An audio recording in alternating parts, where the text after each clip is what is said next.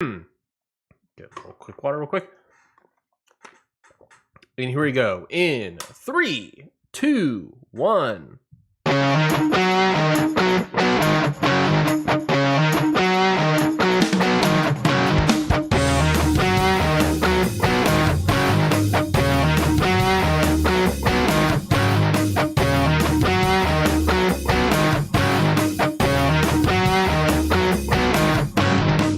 Everybody, and welcome to Ring Post Radio, the only show, the podcast of the summer. Is that the phrase we're going to use today? The only show hosted by two mics, if I recognize that commercial from last night correctly. Oh, right. Yeah. Are you a mic? Are you a mic, Scotty? No, I'm more of a H2O type of guy. All right. An H2O fella by my own heart. This is my entire bottle of water. You see this thing? Is that a 64 ouncer? What? That thing's ginormous. God, look at that. I mean, that's a good thing. 64, that's good. As long as you don't drown, I think you'll be fine. Jesus. I got a little hamby-pamby 32 ouncer right here with a little Triceratops sticker. I don't know if you can see the only podcast that's hydrated. Well, it tries to be hydrated. This fun fact about me, I'm 27 and have had 2 kidney stones from my lack of water drinking in my life. So the only podcast that isn't hydrated. I've gotten better. I haven't had a kidney stone in 4 years, so I'm doing better. I'm doing better. Good.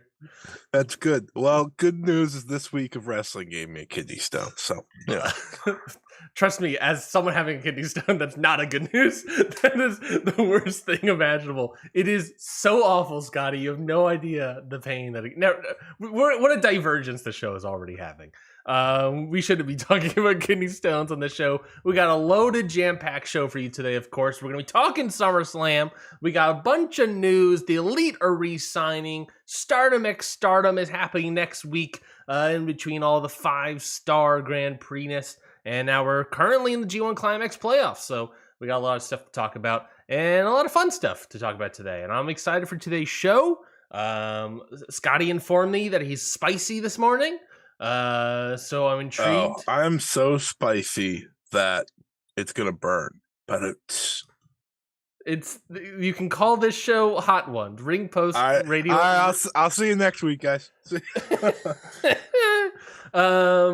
God damn. All right, well let's I say we just roll straight onto the show because we got a lot of stuff to get to, and I want to make sure we get to all of it. So we're gonna start off. We're gonna get to all of it. Is it a threat? we're only this podcast is only in the bottom of the third inning.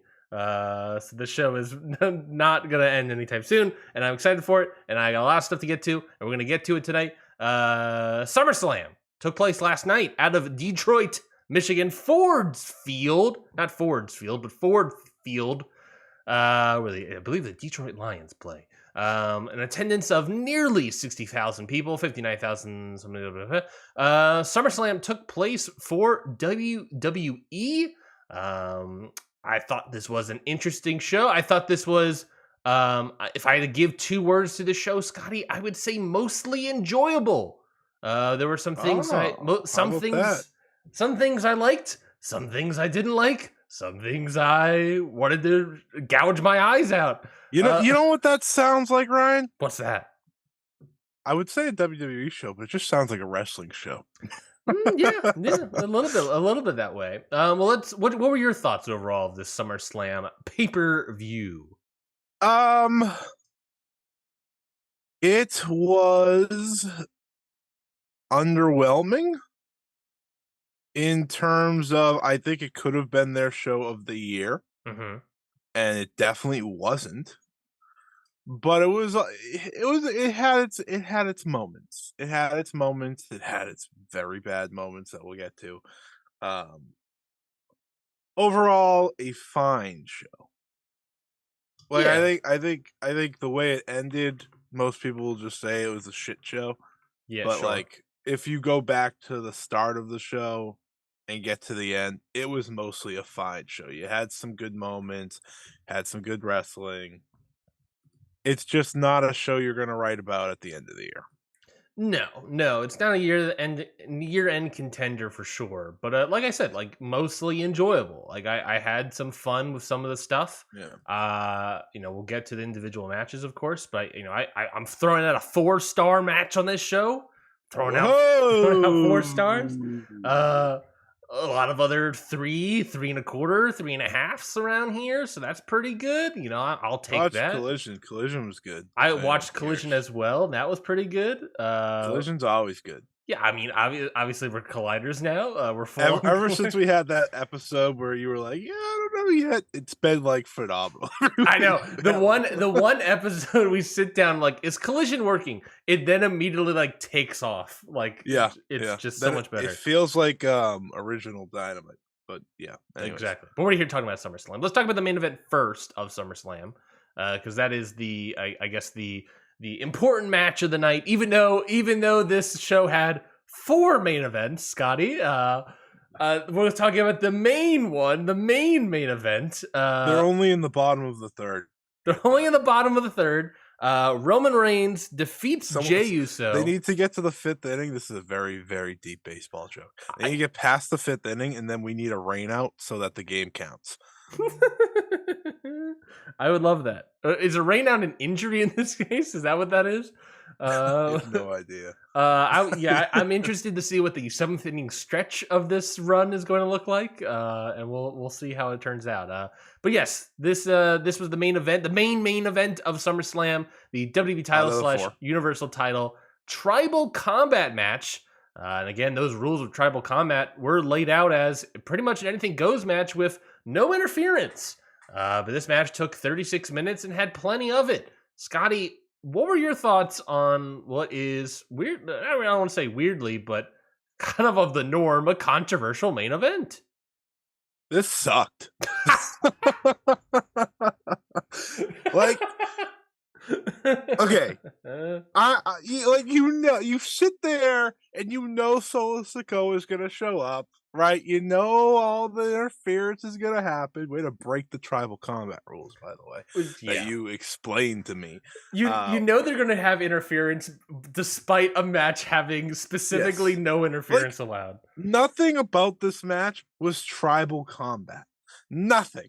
It was just I don't even know what it was. It was barely it was bad. That's what it was. This is the worst Roman Reigns title match, I think, of his entire reign that I can remember off the top of my head. Oof, baboof. The entire reign? He's had the title for 3 innings. I know. 3 innings. 1 year per inning. That's the page. Jesus Christ, you're right. It is 1 year per inning. Oh, God. Well, I'll see you in 7. Because we're going to extras, baby. I just start drawing a 7 on my shoulder. It's actually 7. Anyways. I thought this was it was so dumb. So the report comes out, right, that the title reign will come to an end whenever Paul Heyman and Roman Reigns say so, right? It's time to take the pen away from Roman Reigns and Paul Heyman, because they thought, how do we get out of this? Instead of just having Roman beat the guy that was a tag team wrestler for the majority of his career clean. No, nay, right. Nay. Let's have Jimmy Uso, the guy that got his ass kicked by Roman Reigns and Solo Sikoa, the guy that Jey Uso was backing up. Let's have Jimmy Uso. Let's have him screw main event Jey Uso. And listen, I know the story is going to be like, yeah, well, you left me and we were a tag team for life and yada, yada, yada. I don't give a shit. It doesn't make sense. You just who's the one that turned on Roman? Yeah. Who started this whole thing? Like, it's so bad.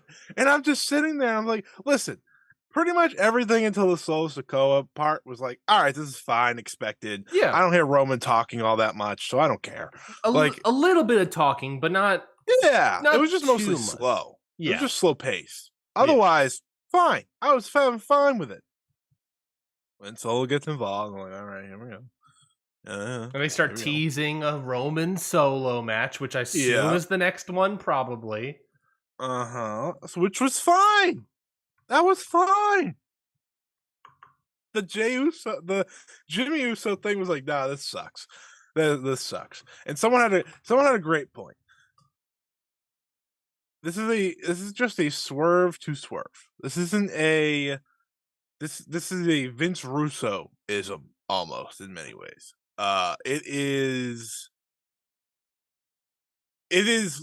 It's like a TV show going an extra season when it should have ended a season ago. Fully agree. That's exactly what it feels like now. And yeah, I know the Usos are probably going to main event Payback. And listen. There's like 2 good brother matches in the history of professional wrestling. One's Cody Rhodes versus Dustin Rhodes, and the other one's Owen and Brett. I'll say as a third, Mark and Jay Briscoes at the Farm. At the Briscoes. So like, that's 3. Mm-hmm. No offense to the Usos, I don't think they're gonna make me care enough to make it 4. Now, if they do, good for them.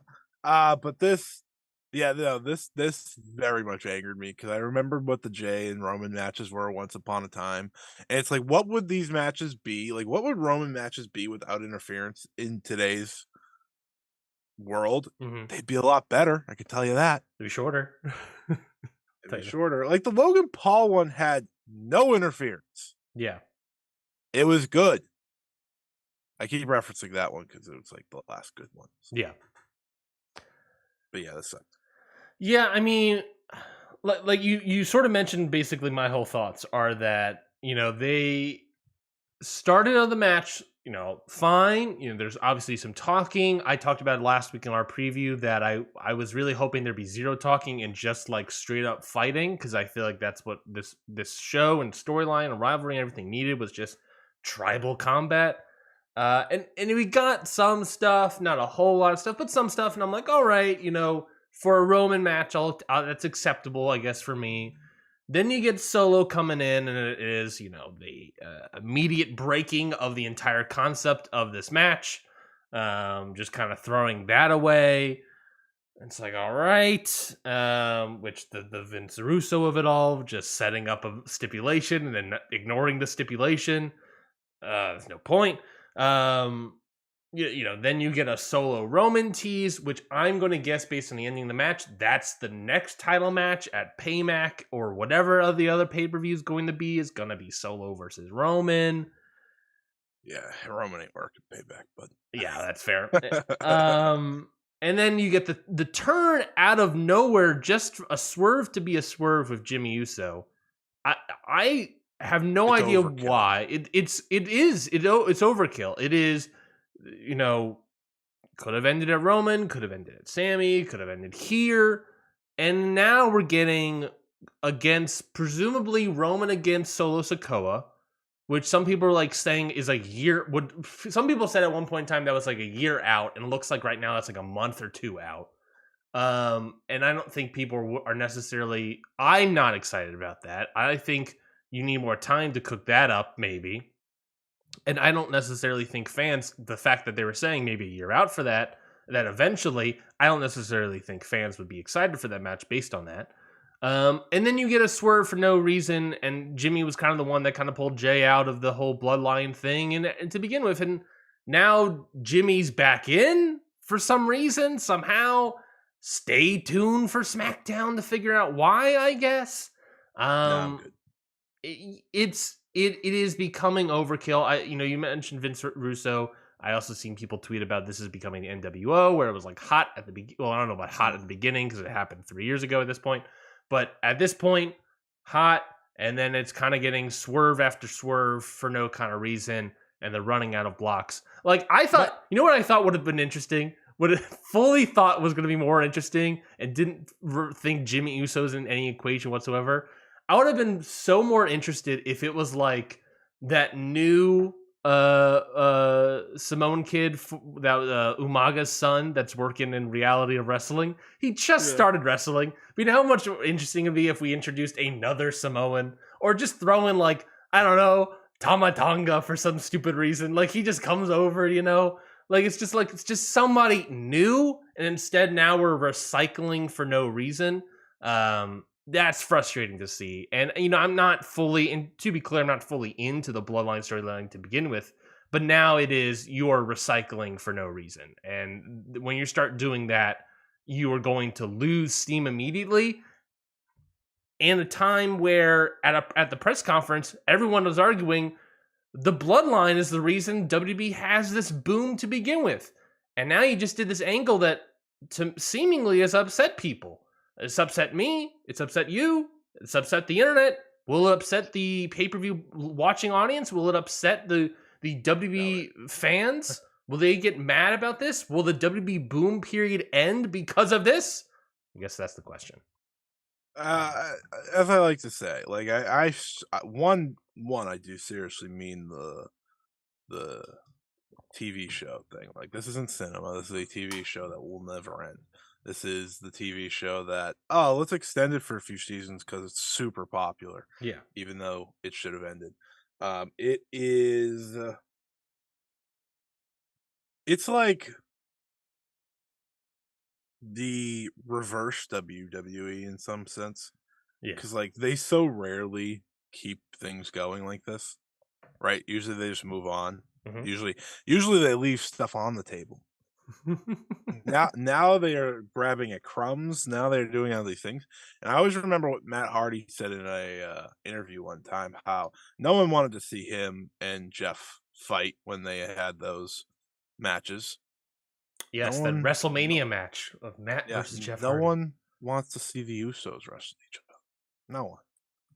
That was not an ask.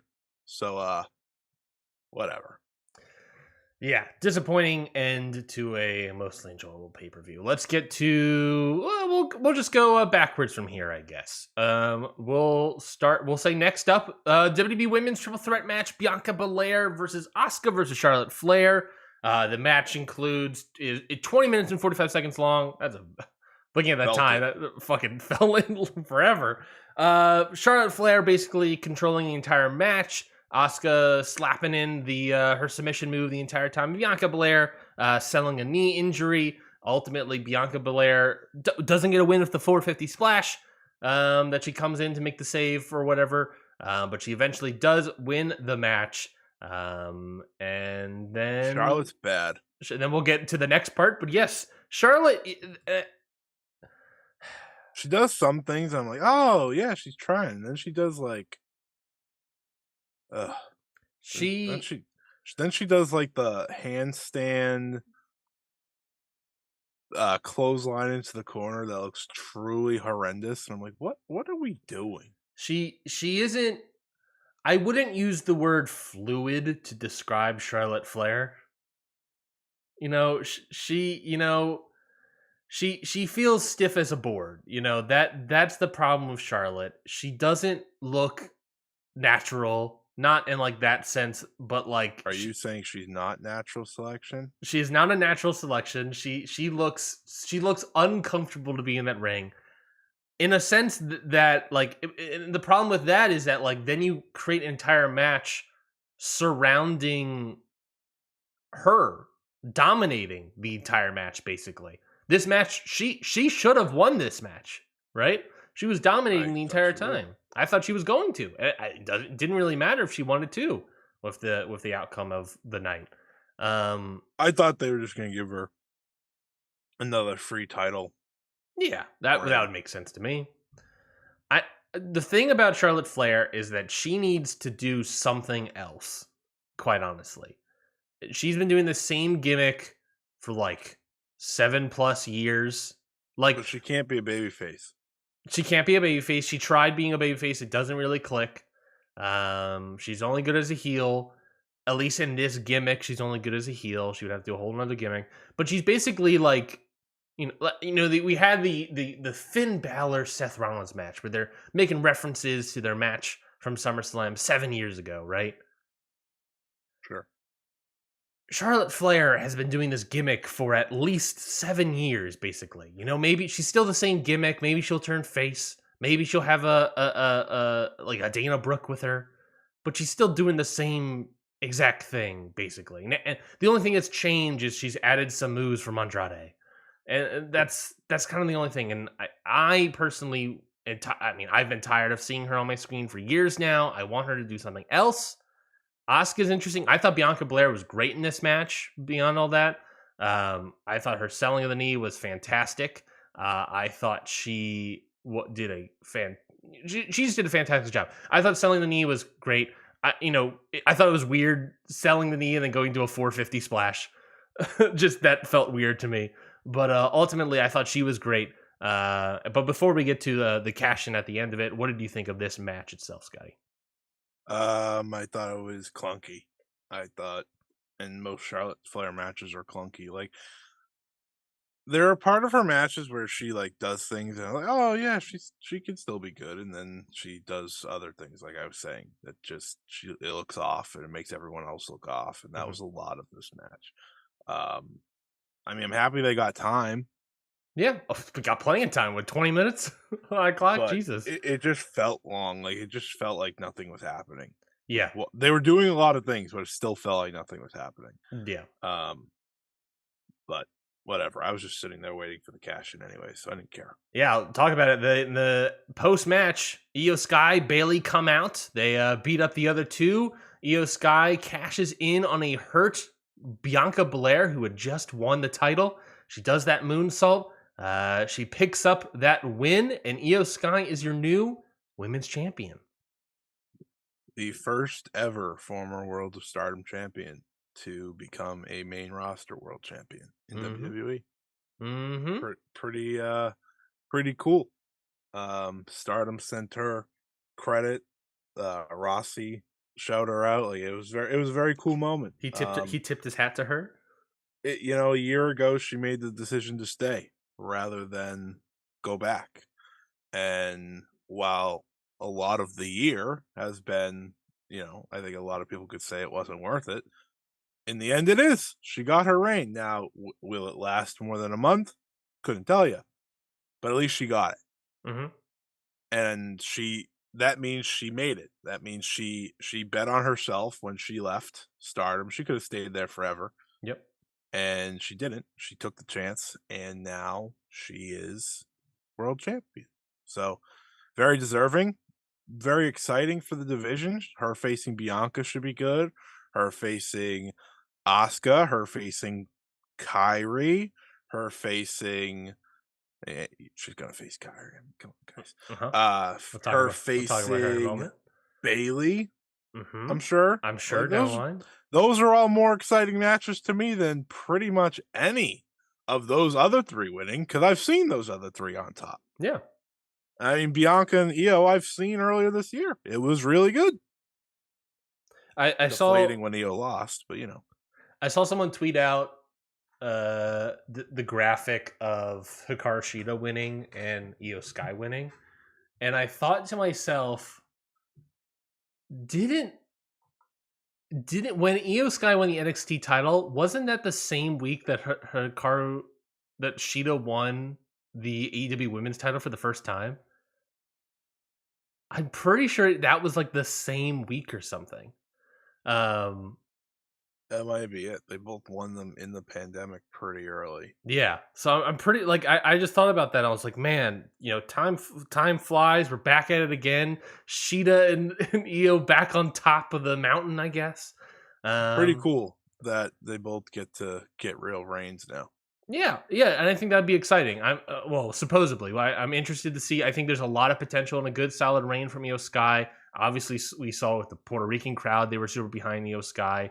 I mean, despite being the heels, she got a ginormous pop over the hurt baby face of Bianca Belair. So, Just one time, WWE, like, don't turn Bailey to cost Io. Like, make it make sense. Like, do it so that she can get a title match, because like that's why you would turn in the first place. hmm hmm Like, oh, let me cost you the title so it's not in the picture anymore. Like that's so dumb. yeah, And that's not just a WWE thing. I've seen it in other companies, but don't do that one.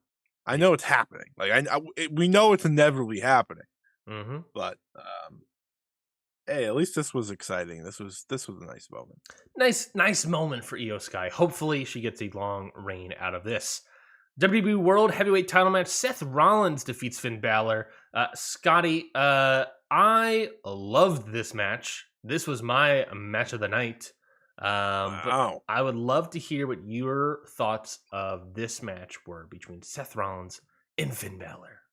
Seth Rollins carry job. What? Oh, whoa! Carry job, carry Finn's job. bad. Wow.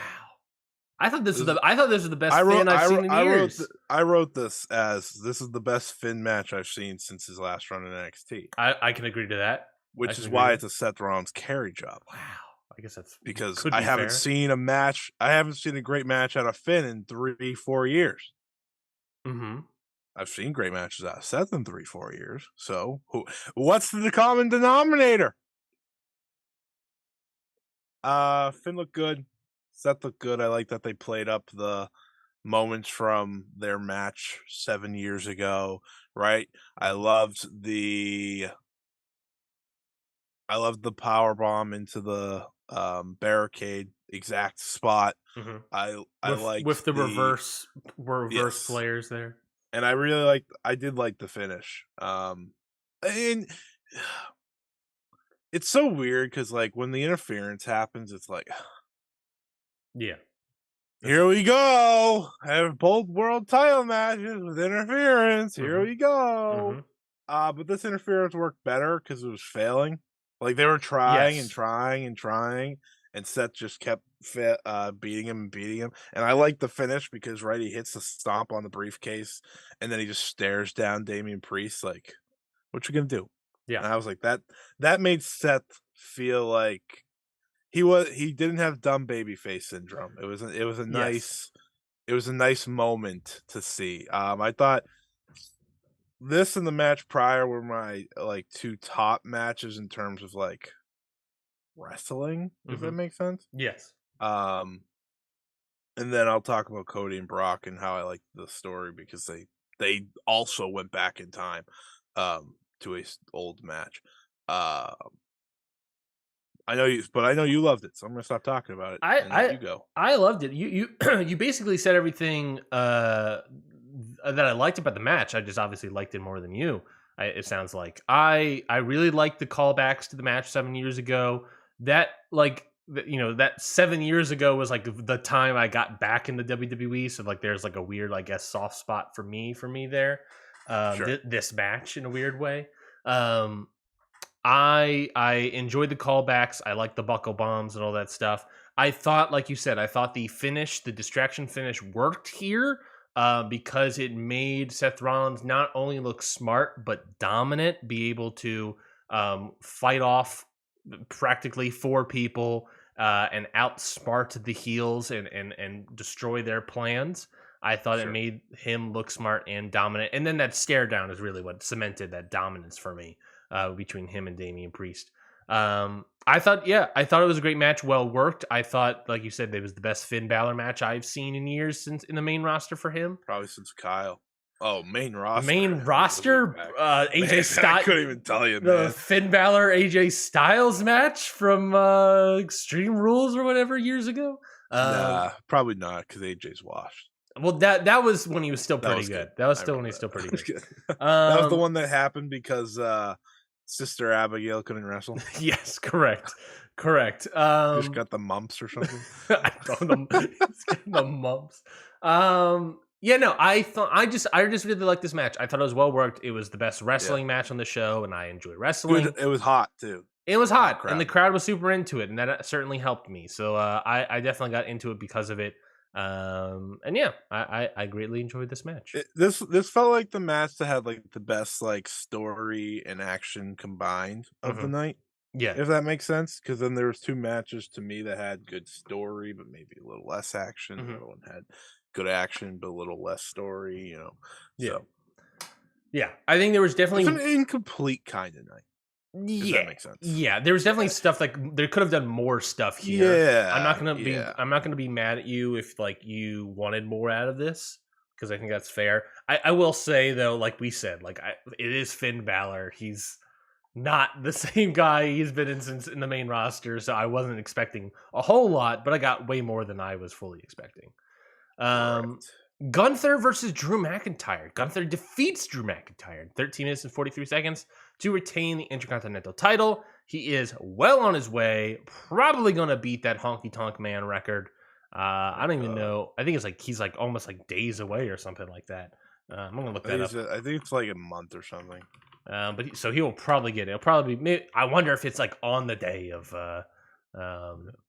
I don't think they don't have anyone lined up that's very clear to beat him, so I don't think it's something to worry about right now. No, but what did you think of this match? That's just weird because, like, obviously the wrestling was really good, and like Gunther is appointment television in a WWE world that's very rare. But like, I thought this was about the same level as the Chad Gable match from Raw, which was really good. But for what the stakes were here, the platform, what we've seen these two guys do in the same ring together, it's frankly underwhelming. And I think I agree with that. I can agree with that. And I think part of the problem is it's not Gunther. It's not even Drew always. It's more of the expectations are to the Sheamus level, to the triple threat level from WrestleMania. I'm so glad you brought that up because that was my big thing. Is that when I see there's a difference in Gunther matches. There is either David versus Goliath, him versus versus Tyler Bate, Ilya Dragunov, even Pete Dunne, I'll say. And then there is Hoss fight Gunther, Sheamus, McIntyre, others are available. So that when I think of Hoss matches, I'm going to compare to the Sheamus match here. Right. And to me, this did not live up to that Sheamus match. No. But it was still good wrestling. Yeah. Like, that's the thing. Like, there was really good wrestling in here. To me, it was the best, like, wrestling in-ring match of the night. Like, if you know what I'm saying? And I didn't think it was not going to be just because it's, like, Gunther could do that in his sleep. Yeah. Right? But there was just something missing. Maybe drama. There was no drama. Like, I never got to a level where I thought Drew was winning. No. You know, in the Sheamus matches, he fought so hard that you believed he could have won. Right? And at the end, you know, you feel like they got through this war and one shot's going to win it. I just never got there with this match. And maybe that's what was missing the most because, I mean, they beat the hell out of each other. They still did that. Just not to the extreme that the Sheamus match did. And I think that's not anyone's fault. That Sheamus, all the Sheamus stuff was just so good. I do wonder where they go with Gunther now because, I mean, you look at what the roster has. I'm thinking maybe you do like a Sami Zayn since Kevin's hurt. That could be interesting. That could be a nice little David Goliath. Yeah, maybe do that at Payback. I think that would be great because I think Sammy's such a smart worker now. Like, he can get the best out of himself without being, you know, his top physical form, like he was years ago. As we saw at WrestleMania and stuff like that. I'd run back the Chad Gable match. I think they had great chemistry, and I think Chad Gable's phenomenal. You could do, I don't know. There's a number of people you could just toss into this, and get a great match. And then Drew should probably like turn heel or something. I saw a post. I don't remember what news outlet said it, but there was an interview with Drew McIntyre where he says he doesn't want to turn heel in WWE. I think it was the Observer. They said that he doesn't want to turn heel in WWE because he thinks his babyface character has a lot of has more to go. Yeah, his babyface character has more to go. I was like, I thought to myself, you've been babyface practically since you returned to this company. Well, Drew, I can tell you, you don't. Okay, so. Thanks to Venkin Bjorn. I'm sorry if I'm mispronouncing the name there. He said it was 32 days is how many days away Gunther is from breaking the Honky Tonk Man record. That is like basically a week after Payback. So we could certainly do a payback match, Monday Night Raw, and then you should do. What's that? I'm pretty sure Dragunov can be called up at any moment. Just do that. Mm-hmm. Play off their history that he's like the last guy to beat Gunta. Uh-huh. It's easy. It's money. You are telling me that Ilya Dragunov might want some payback? No, I don't think. Oh. I think Gunther would want payback because it makes sense. Ilya beat him. Yeah, that makes sense. But like, there's a lot of ways to go. I'm just happy he won. Yeah, like that was the most important part. I was like, if they cut his legs out from under him now when he's so close to the Honky Tonk Man, I would have lost my shit. But like Ilya would be interesting because it's like the like Tanahashi Okada when Okada was nearing the end of his reign. Like, give it somebody that is like, all right, this guy. They have a historic rivalry. They have these stuff all set up. He's previously beaten in the past of Ilya. Him and Sheamus being on the different shows sucks. Yeah, I agree. Honestly, it should be just Sheamus. Sheamus would be way more interesting as the payback match. Yeah, because then if he wins, then cool. If not, then great. Yeah, that could also work. I think as Sheamus, but he's on a different brand, and that whole. Let me look at this brutal battle royal. Who would have made sense? Almost. This Omos is almost working. He's on Raw. No, anyone want to see AJ Styles and Gunther? Is he on Raw? No, he's on SmackDown. Who cares? You know what? There's my decision. Who cares? Speaking about who cares, MMA rules match. Oh my God! Defeats Ronda Rousey 7 minutes and 26 seconds. Crowd was so dead in this match. This match I saw. This match was so it was colder than an igloo. It was the crowd just cheering for the finish. Just did not work. In a time where I would say that WWE fans aren't really fully into the wrestling. They're into the stories and the moments and the viral hits. This crowd wanted wrestling, and this match wasn't wrestling, and the crowd did not like it, did not work. The crowd hated it, and they wanted to leave. But yeah, they stuck it in the middle of the show just because. I was sitting there watching this. I was like, wow, they said this is more important than a Rhea Ripley title match. And I was like, Rhea Ripley's song fits this perfectly because this is my brutality. This fucking sucks. Someone had, I think it was Ibu of Wrestle Purish. He had the best tweet I've ever seen. And I don't think he meant it as a negative, but it definitely hit home with me. He said it's like a Masataka Funaki Noah match. I was like, yeah, it sucks. that tweet was only for you. It sounds. I was like, it's boring as shit. Mm-hmm. It does nothing, and then it just ends. Yeah, I tweeted at you. I was like, this is more Bloodsport 8 than Bloodsport 1. That was perfect. That was also perfect. Yeah. And I was like, no comment. Yeah, this sucked. Yeah, this you know my rating? Hit me. A quarter. No heart. No care. No.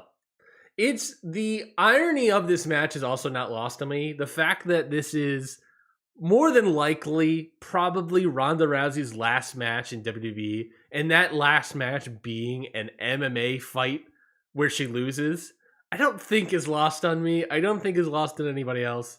I mean, it put over Shayna. I guess the idea was to put over Shayna as a brutal fighter, right? A heel fighter. Something that Ronda tried to do but didn't really work. Having beat Ronda in MMA, like, oh, she's the Chris Cyborg or whatever of this division now. I don't know. I don't know, man. I had a feeling this. I knew what the result was going to be, and the match just did not work whatsoever. It wasn't even a match. It was stinky. It was stinky, dinky doo-doo. I watched it. I'm just sitting there like, I don't care about this. And hey, look, no one else does either. No, the crowd completely did. Especially, you know what's funny? It's like, you kicked off the show hot, right? You have Paul and Ricochet, and you got Cody and Brock, and usually the battle royals to come down, but because of LA Knight, it wasn't. No. So this was. Yeah. That's a yeah. Well, let's get to that battle royal. I'm done talking this MMA rules match. Battle royal. Oh, wait! I have one last thing. I don't like to see worked MMA. I never do. Stop doing it. Professional wrestling. Please get rid of it. He's an anti-pancreas guy. That's what Scotty is. It's like 3 people can do it well. And those 3 people are, number 1. I'm not naming them. I'm just saying they're not here. Okay? They're not in WWE. That's fair. They're certainly not in WWE. Even former MMA people can't do it, right? No, because they I'm watching it and I'm like, listen, I know Ronda wasn't all that great of a striker to begin with. But her punches look like shit because she's like, yeah, like the work punches. Yeah, her work punches are not good. Yeah. Anyways, battle royal, not for anything. I was shocked to find out that this battle royal wasn't for anything at all. It's for a life supply of Slim Jim, baby. Yeah. Even if they just said that, I would have been okay with it. Like even if they just it was said, to get into the commercial. Yeah. Yeah, if it was just like, yeah, it's to get into the commercial. But if you said at the top, this is the Slim Jim Battle Royal, the winner of this match is going to get a lifetime of Slim Jims. Yeah, I know that's going to be a bunch of advertising and all this stuff. But at the end of the day, they're fighting for something. They're not fighting for the U.S. title, despite the champion being in here. They're not fighting for $1 million or something, which they could have done. But Slim Jim, you could have done that. Why not? All this, like, there was a lot of sponsored things through the night. Did you see the Rocket Mortgage? Like, we're gonna donate $5,000 every time someone goes to the top rope. I sat there and like, wow, WWE's kind of scummy for not booking more titles. They had a lot actually on the night, I noticed, but I just thought that was funny. I was like, I don't even know what they were donating to. Yeah, I was about to say, I was like, I don't recall ever them saying where are they donating to, but well, sure. You know what? I'm gonna credit this battle royal. It was a well done battle royal. They're donating to Vince McMahon's legal fees. It was.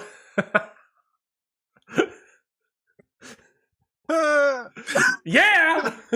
Yeah. Let me talk to you. Yeah. So this match, the feds. Let me talk to you. Well, so it was a 21-man battle royal. 20 men come out. 25. Whatever. Doesn't matter. There's a mystery man. Turns out it was Omos. He makes his return, I guess. Because I don't think we've seen him since WrestleMania. God. Thank God he's back. I know. What would I have done without that, huh? And he ultimately loses the match. He makes his return. Ultimately loses. LA Knight gets the win. You said it was well worked. You said it was well worked. The crowd was certainly into LA Knight. And you know why I say it was well worked? Because they did stories. Like they made you aware of the stories that are going on. They continued a lot of television storylines. It was pretty much the obvious of many AEW battle royals and WWE battle royals, to be fair. Yeah, which all usually stink. They continued carrying Cross and AJ Styles, and continued Santos Escobar and Austin Theory. They kind of continued Sheamus and LA Knight. Yeah. They kind of. They had the right winner. The crowd was obviously very into the winner. It's crazy how over this trucker is. Yeah. I could not care less about this battle royal, but it achieved everything. It achieved everything I think it set out to do, if that makes sense. You know what's funny? It's like I sit there, I'm like, I don't get it. I just don't get, like, why is LA Knight so over? And then when he's doing things, I'm into it. I'm like, oh, that's probably why. Yeah. Because like he just makes he brings you in, even if like I know he as a wrestler in ring guy, he's like whatever. Mm-hmm. I don't know, just him talking. Yeah, let me talk to you. Like he has all the key catchphrases that get you over. What's wild is that even when he's out of this company, is still going to be used by the crowd. I fear this. They call it the yeah movement. I know. My fear is I've never felt more attacked. I fully think that there's a good chance that the yeah is going to replace the yes chance. In WWE, it will. Yeah, I fully think that's what's going to happen. Yeah. Yeah. Yeah. Yeah. Yeah. Can that be the clip I put online? It's just us saying yeah. Yeah. Yeah. Singles match: Cody Rhodes versus Brock Lesnar. This was speaking about David and Goliath. Big time David and Goliath energy between Brock and Cody. Constantly throwing Cody into the outside, but Cody won't give up. Goes back inside. They do a bunch of wrestling, and eventually Cody Rhodes gets that win. And out of nowhere, handshake, hug, and raising the hand, that stamp of approval from Brock to Cody. Cody's a made man in this company, I'd say, at this point. Triple H in the press conference seemed to apply that this match was called between them, and that spot wasn't planned until Brock did it. So yeah, that seems to be Brock formally giving his seal of approval for Cody Rhodes just at the thing. You know, who knows if that's true, but that seems to be what it is. So what did you think of this match? I probably like this match more than like a lot of people, and it's because I felt like I was watching the Cena match over again, except I knew Cody was going to overcome it, and it was going to be like a good payoff for him in the end. This is what I was talking about earlier, where it's like this is the match that had good story, maybe not the best wrestling because it was just Brock throwing this poor guy around for ever.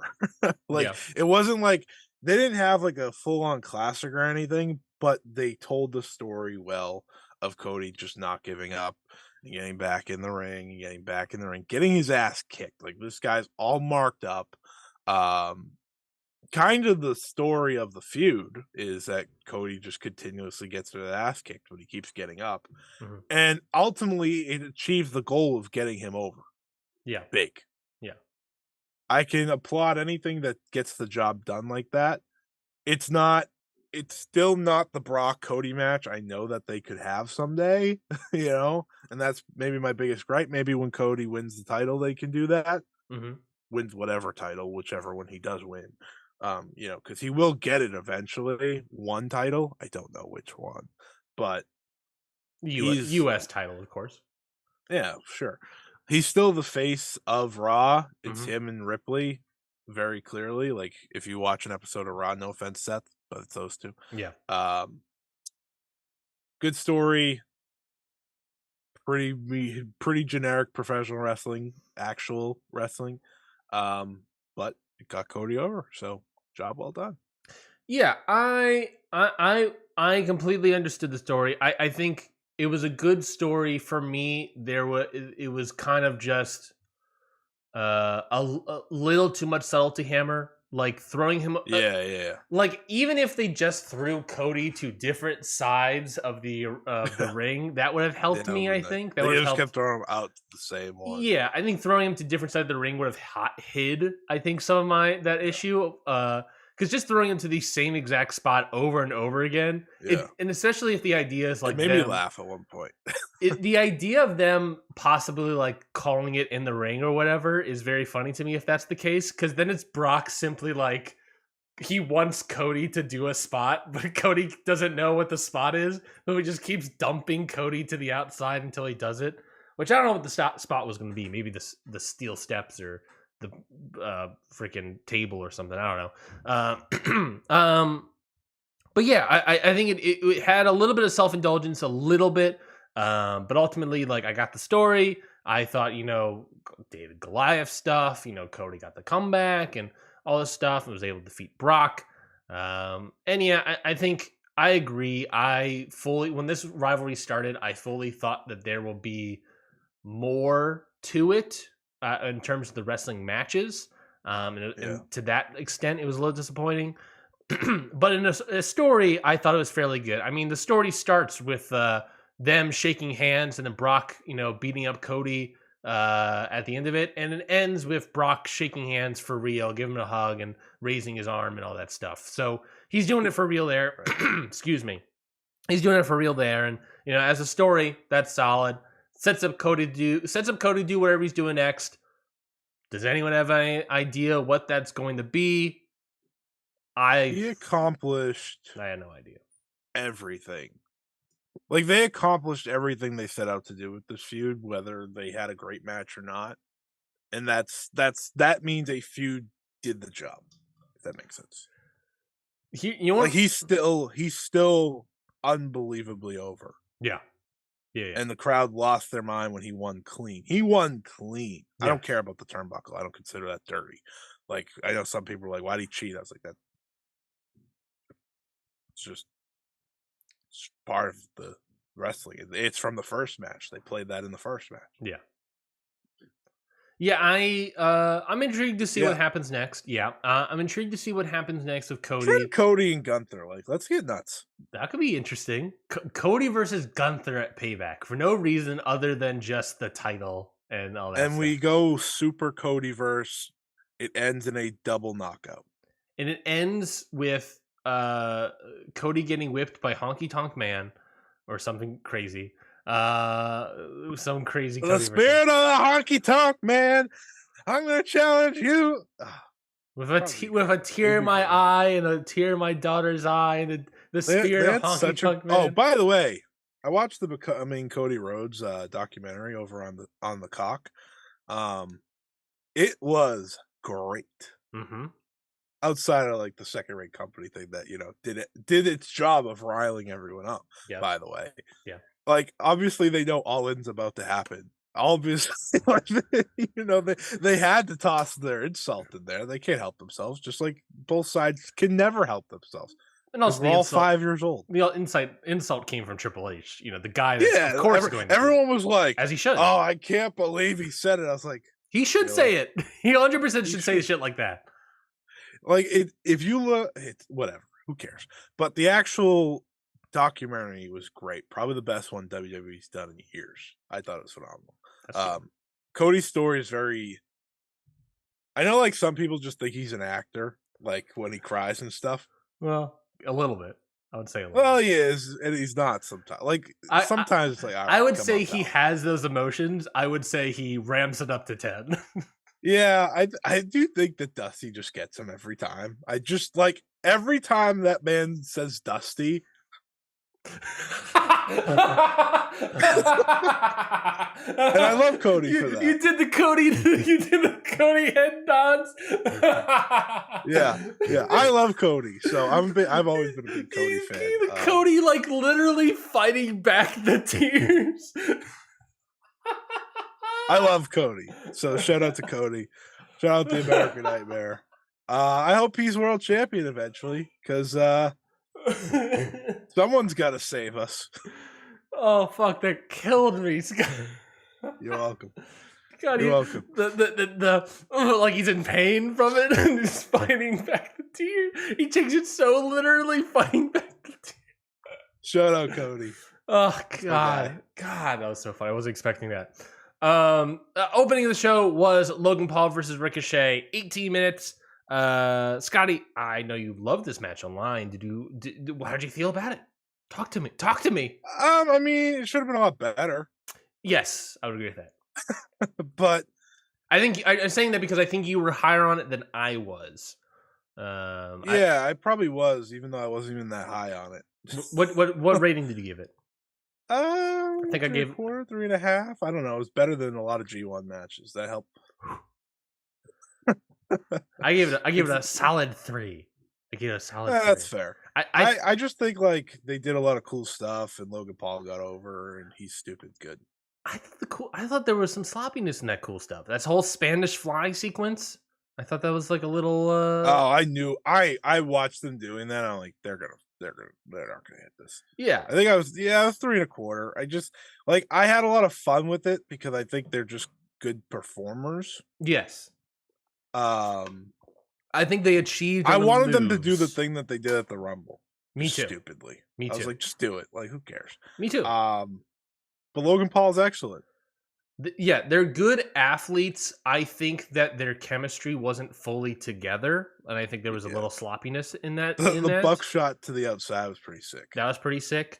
Like I said, like they both achieved the moves. It was just a little sloppy, the chemistry was off in spots. And it didn't, as you mentioned, that sort of that Royal Rumble crossbody spot, it didn't achieve the viral moments. Yep. There's no viral moments. It didn't achieve the height of those small spots that they've had in the various rumbles and battle royals. It's probably Logan's second worst singles match. I was also going to say it wasn't his best match that I've seen from him. It was good. It was solid, but better than the Miz match. Congratulations. What a bar we've set. The matches he loses are usually his worst ones. That's true. That's fair because he's not. I mean, the matches he wins. I was going to say that's real Hogan shit right there. When he loses, he puts on better performances. Yeah, I think it's probably better ending. I don't know. He's really good either way. Yeah. I still don't like the guy. I think he's a terrible human being. Oh yeah. I'll always want to make sure that gets put in there. Just want to make sure. No doubt. Well, Great that's SummerSlam. Wrestler. That's SummerSlam. Let's move on to our next topic here. Unless you had any other thoughts about SummerSlam. No, I don't. All right, great. So last Wednesday, WWE had their quarter two. I want to say it was quarter three conference call. Basically, the company is making the most money they've ever made. Peacock gave them a shit ton of money, even though despite the Peacock losing like $6 billion since their creation, they got a crap ton of money there. But despite making the most money they've ever made, we got this news that Vince McMahon, earlier this month, U.S. federal law enforcement agents executed both a search warrant and grand jury subpoena on WWE Executive Chairman Vince McMahon. It came out during their quarterly SEC filings Wednesday, where it was reported on July 17th. Federal law enforcement executed a search warrant and served a federal grand jury subpoena on Mr. McMahon. No charges have been brought in these investigations. The companies received voluntary and compulsory legal demands for documents, including from federal law enforcement and regulatory agencies, concerning the investigation and related subject matters. Nick Khan gave no comment about it, but a thing that people picked up on, two things that people picked up on. I believe it was Brandon Thurston that picked up on recently that maybe this could be in conjunction with money that Vince McMahon / through WWE gave to Donald Trump in 2007, 2009, in two separate instances. Maybe that's what's in conjunction for, because we know that, obviously, former president of the United States, Donald Trump, is currently getting getting plastered by the U.S. federal government, which I enjoy to see online. So that maybe it's in conjunction with that. On the other hand, the other thing that people notice is that like 2 days later, just so happened that Vince McMahon had to go into severe back surgery, and he's currently recovering. So whether that's related or who's not, I'd say that's an extreme example. Just like, I don't know, maybe wearing a neck brace to a steroid trial. Maybe that's something similar, but who knows? All we do know is that Vince McMahon has been subpoenaed, and he's got a search warrant for, I guess, his home. And we don't know exactly they're looking for, what it's related to. There's just some conjecture. So any thoughts on Vince McMahon in this subpoena? No. Like someone, I saw someone say, like, why is no one talking about this? They always talk about AEW. It's like, because he gets that out of it every time. So, like, how am I supposed to care? Mm-hmm. Should he be out after this? Absolutely. Is he gonna? No. I will say though, Scotty. No, we're not doing this. He's not. It's not happening. No. I will say the one thing he doesn't have going for him is that Jerry McDevitt is no longer with WWE and he's retiring. That's true. So one of the biggest cards he had in his deck is gone, and he has to do this alone. So I think that's the only thing of like, that's interesting. It's not. No, there could just be a subpoena and there's no charges related to that, I guess. But it is very, very, very interesting. And I think he's got a tougher spot. But yeah, I think that's the only thing really of note, I would say. He's still Vince. At the end of the day, he's still Vince. Let's do something fun for a bit. So in the past couple days, ESPN released a 30 under 30. They typically do this with other sports, but they did it for wrestling. They had a 30 under I think 30. they just do it for MMA, but whatever. that's enough. They did one for wrestling. Mark, are you just gonna make me sit here with the Kyrie stuff? Like, you're just gonna make me boil over here? I got it on the docket. I told you the order, and you said that's fine. I don't know. I thought that the news always kicks us off, so I just whatever. Now I'm moving stuff around, baby. We're almost. We got some news bits right now. We're in the news corner right now, so we'll get to it. But I want to do something fun before we get into this is fun. Deep conversation. So Mark Ramondi and Randy Caldwell put together a 30 under 30 list on ESPN. The top 10 people they had, going from 10 to 1, was number 10 Logan Paul, number 9 Liv Morgan, number 8 Konosuke Takeshita, 7 Carmelo Hayes, 6 Braun Breaker, 5 Dominic Mysterio, 4 El Hijo del Vikingo, 3 Austin Theory, 2 Rhea Ripley, and 1 MJF. It created... This was on merit, by the way. On merit alone. No. So in my head, and a lot of people like went off the rails with this thing. Had they not ranked it, I think everyone would have been like, "Oh, all right, cool." But they ranked it. Yeah. So everyone lost their mind.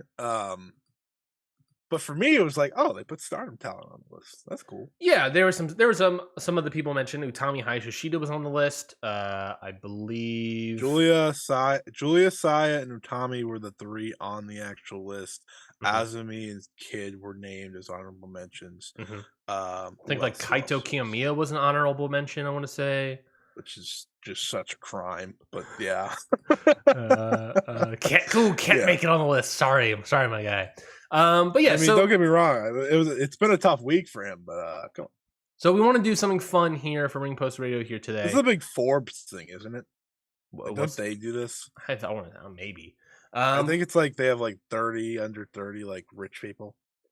Oh well, yeah, that's like a celebrity, like 30 under 30 sort of like celebrity like media people coming up in the ether or whatever. I don't know. Sure, we're not fun fact about that. What we're doing. Fun fact about that Forbes 30 under 30. That you apparently pay for that. It's like a Hollywood star fame. That's not surprising. At all. It's like a Hollywood star fame gimmick. Is that you pay for? They put Dragon Lee on this list. Yes, they put Dragon Lee. Incorrect.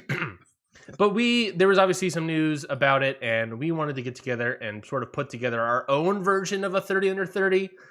So Scotty and I went into our separate corners. We're not going to rank it. It's just going to name names. We have a bunch of people. So and I know for a fact there's been crossover, so I got a crap ton of names here in front of me, Scotty. But let's you want to give off like your top 15, your 15 that you want to mention, and I'll bring up the rear with a bunch of others. How do you want to do this? I think we should like slowly. We'll go back and forth. All right. Well, you can go take a head start first. All right. Well, I'm just gonna make it easy, and I'll go with who they had at number 1, MJF. I think it goes without saying he should be on this list. He's about to main event the biggest wrestling event ever. Whatever they have titled on the actual match card. But MJF has obviously been overall a great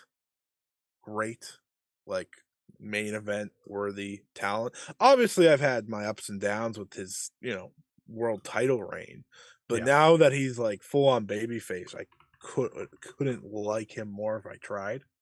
Yeah. And I think because that's what his best work is. I saw it last year before they said, let's make him heel. Let's just make him as heel as possible. So yeah, I feel like MJF's got to be a lock, right? I think this is a solid lock. I'm going to say Ilya Dragunov. Do you know this guy's 29 years old? I did not know that. Fun fact. I think that's the thing. I can't fight that one. You can't fight that one. He is like next Gunther, next Bryan Danielson level wrestler. He is so good. He is a great wrestler, great seller. One of those guys that can work through WWE still with their style. And he's 29. That's crazy. He has 10 more years of his career. He's not at the peak. I mean, to be fair, Jay White and Osprey will 30. Yeah, that's also Like, true. That is exact. That's to also be true. fair. But, Let's keep it rolling. Let's give little preambles of each person, but we'll keep it moving. Yeah, I put Julia. Julia, yeah, makes sense. I'm not even gonna explain it. She just shows up, and you're like, oh, no, that makes sense. I'm gonna say Kyle Fletcher. Okay. Kyle Fletcher's a guy I love watching. Kyle Fletcher, I think he's a fantastic wrestler. I think he is, getting him in AEW is like he's like the next Will Ospreay sort of guy. I think that's his potential. I think I'm gonna respect Kaito Kiyomiya. You want to put Kaito Kiyomiya on here? Is that what you're saying? Yeah, I do want to put Kaito on here. So, hey, someone's gotta like Kaito Kiyomiya, and I guess it's gonna be Scotty. I'm gonna same sort of chalk pick. I'm gonna put El Hijo del Vikingo, of course. You know what people say. I think he's like a next Rey Mysterio type. Also gonna put Utami on here. I'm gonna just get the obvious get some of these obvious picks out of the way. Yeah. I'm gonna put maybe an obvious pick, maybe not. I don't know. Suzu Suzuki. I think she is. Yeah, she was locked in as my next one. So she's phenomenal at the age she's at, and she's when got she so wasn't much. on the honorable mentions, I was like, yeah. I get not having her on the honorable mentions since she's like just formally didn't have the Stardom. merit. Yeah, she didn't have the merit, I guess. But yeah, she should be on it. Do we do Takeshita? We have not done Takeshita, but we'll add him. Well, we should probably do Takeshita. Eh? We'll add Takeshita there. I'm gonna say, let's add another guy here. I'm gonna add Bandito. Yeah, it's shocking to me. He's under 30. Yeah, he's Bandito. He's younger than Phoenix. Yes, that is correct. And I don't know why I think it's not that way, but yeah, it is.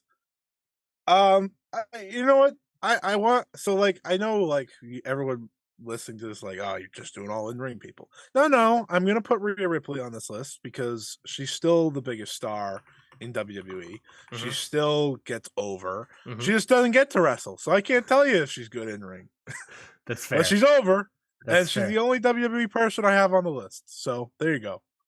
I'm gonna go just because I'm crazy and I like doing all these sort of craziness. I'm gonna go. I'm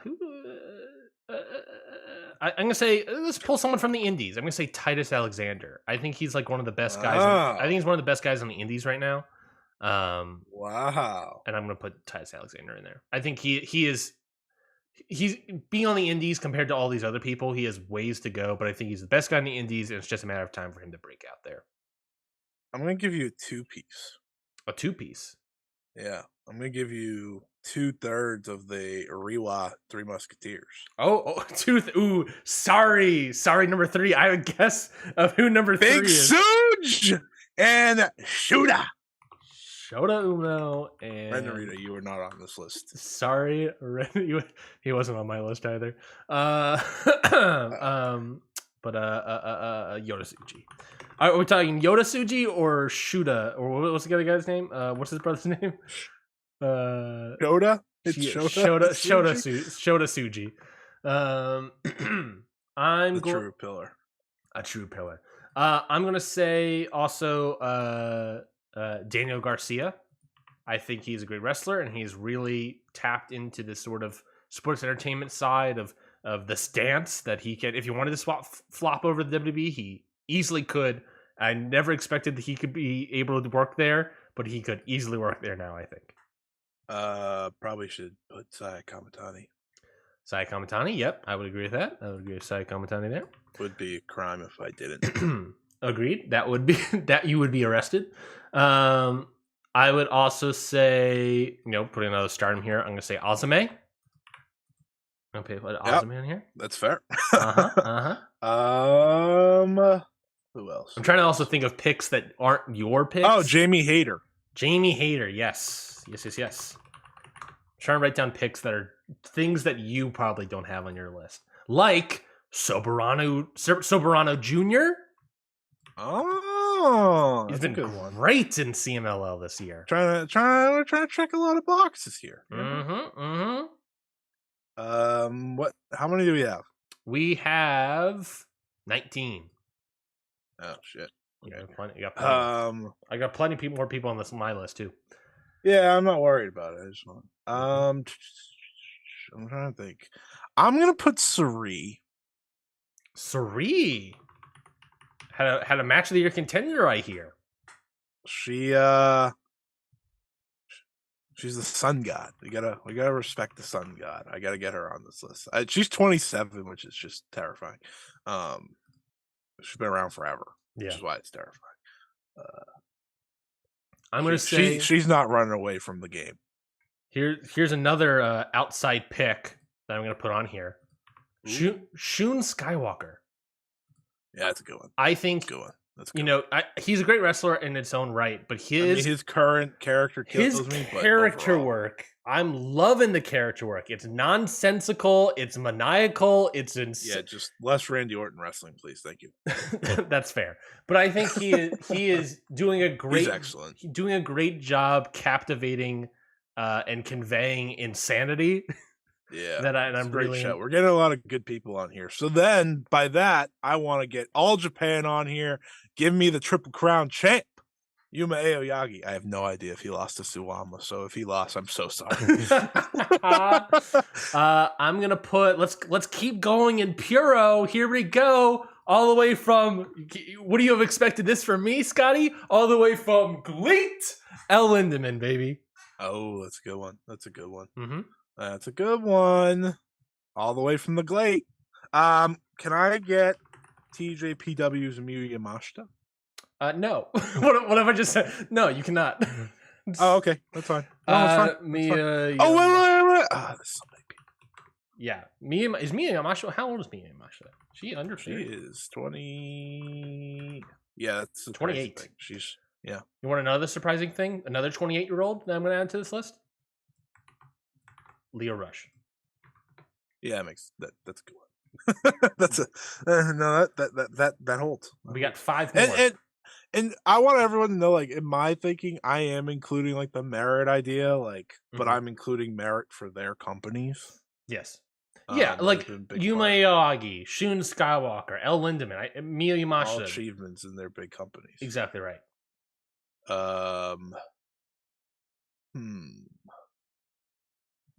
me see what I got still on this list. I'm trying not to be a pain in the ass and just put the entire Stardom roster. I really am. Oh, I know. I got a lot of other people that I think are different shouts. But I almost want to. When I saw the list come out and it was based off Mara, I was like, "How did you not put mine?" I was like, "Oh wait, she finally hit 30." Never mind.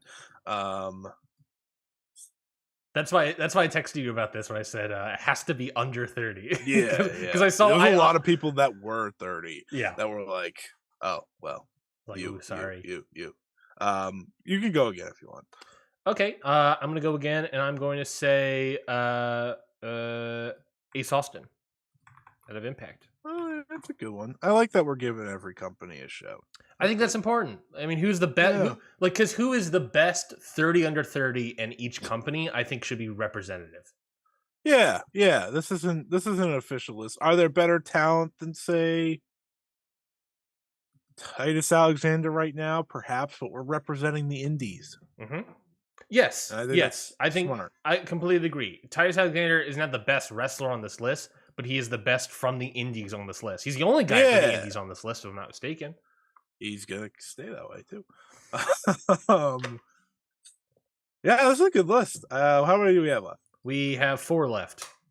You got 2 and I got 2. I just want to make sure that I'm not missing anyone. There's a couple. I have a couple people on my list that I like. Is there any like must-haves that I'm not thinking of? Here, you want to know the names of the people? I'll give you the names of the people I have left on my list, which are 1, 2, 3, 4, 5, 6, 7, 8, 9, 10, 11. I got 12 more people on this list, and we'll decide on 4 of them. All right? Okay. Mirai.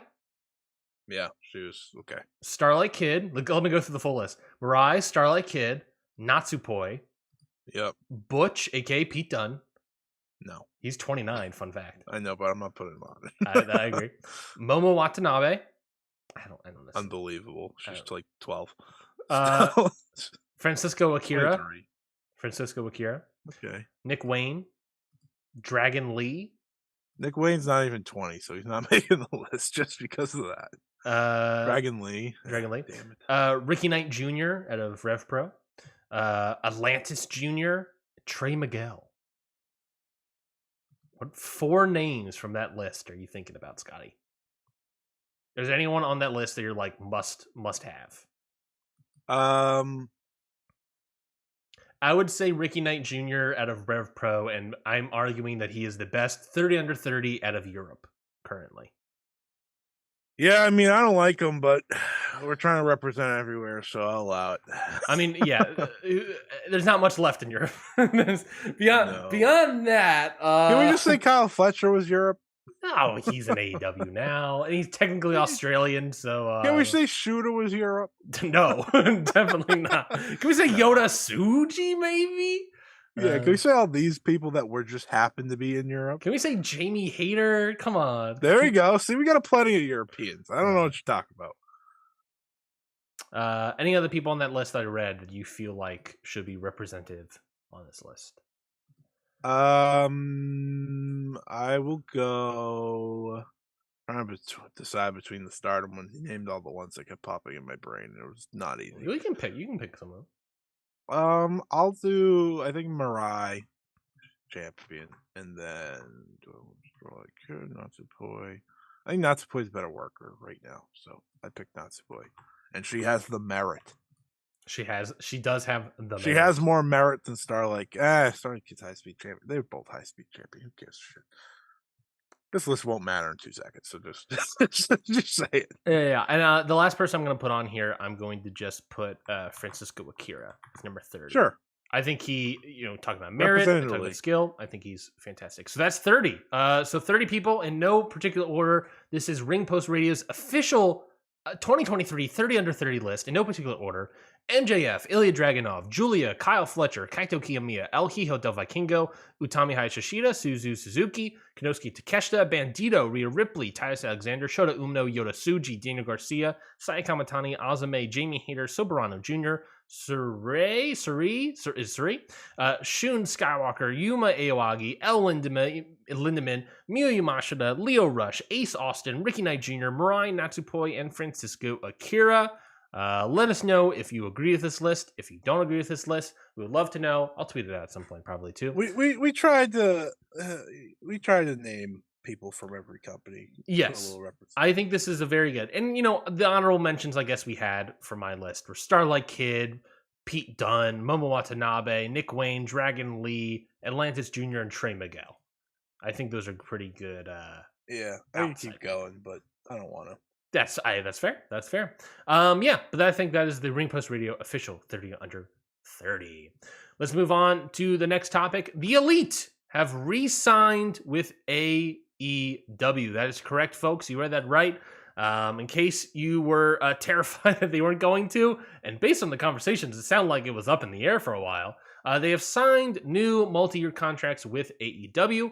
Kenny Omega and the Young Bucks will continue their roles as EVPs. This is all coming from Sports Illustrated. They're going to continue the roles as EVPs, and according to the Young Bucks, apparently they have signed quote NBA level deals. Whatever that means to you is what that means to you, I guess. It's a lot of money. It's a lot. Yeah. At the end of the day, it's a shit ton of money. So and also they said that they negotiated as a team. They negotiated against AEW as the 4 of them, not on individual contracts, which I thought was also very interesting. They mentioned that the only other time that probably happened was Guerrero, Benoit, Perry Saturn when they made that jump from WCW to WWF. That was probably the only other time that might have happened. They're not their lawyer, I guess. I don't know if that's the right term. I forget the guy's name. Whoever the guy that negotiated on their behalf, basically said that he believes that this is the most money he has ever negotiated for a group of people. And it's believed that it's probably more money than any other tag team in the history of wrestling. So yeah, big money deals for AEW for the Elite. They're staying in AEW for the next several years, and as they said on their on Dynamite this past Wednesday, they'll pop up here, maybe pop up on Rampage, pop up on ROH, and maybe a little collision action. So how do you feel about the Elite returning and re-signing with AEW? Essential. Essential is a great way to put it. Fantastic way to put it. It's not even like, to me, it's not even a moment of, oh, like, oh, this is great, you keep your, no, this had to happen. Yeah. Yeah. They said it perfectly. You don't have the Elite. You can't have the Elite out of all Elite wrestling. Then it loses its entire meaning. Yeah. And this is the most important signing they've made ever. I'm going to say that right now. AEW or Reese keeping the Elite is the biggest signing AEW's had. Keeping the Elite is the biggest signing AEW's ever had. Mm-hmm.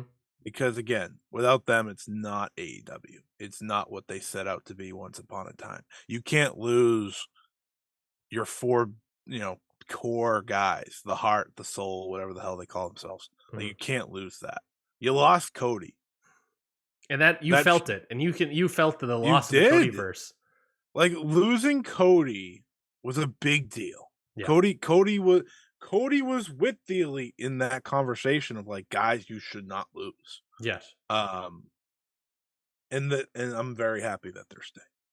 And obviously signings of Punk and Danielson and Cole and all these people. All great, all huge, but this is their biggest signing because the Elite helped create all those things. Mm-hmm. And if you got all those things and then they left, yeah, it would not work. It would not work.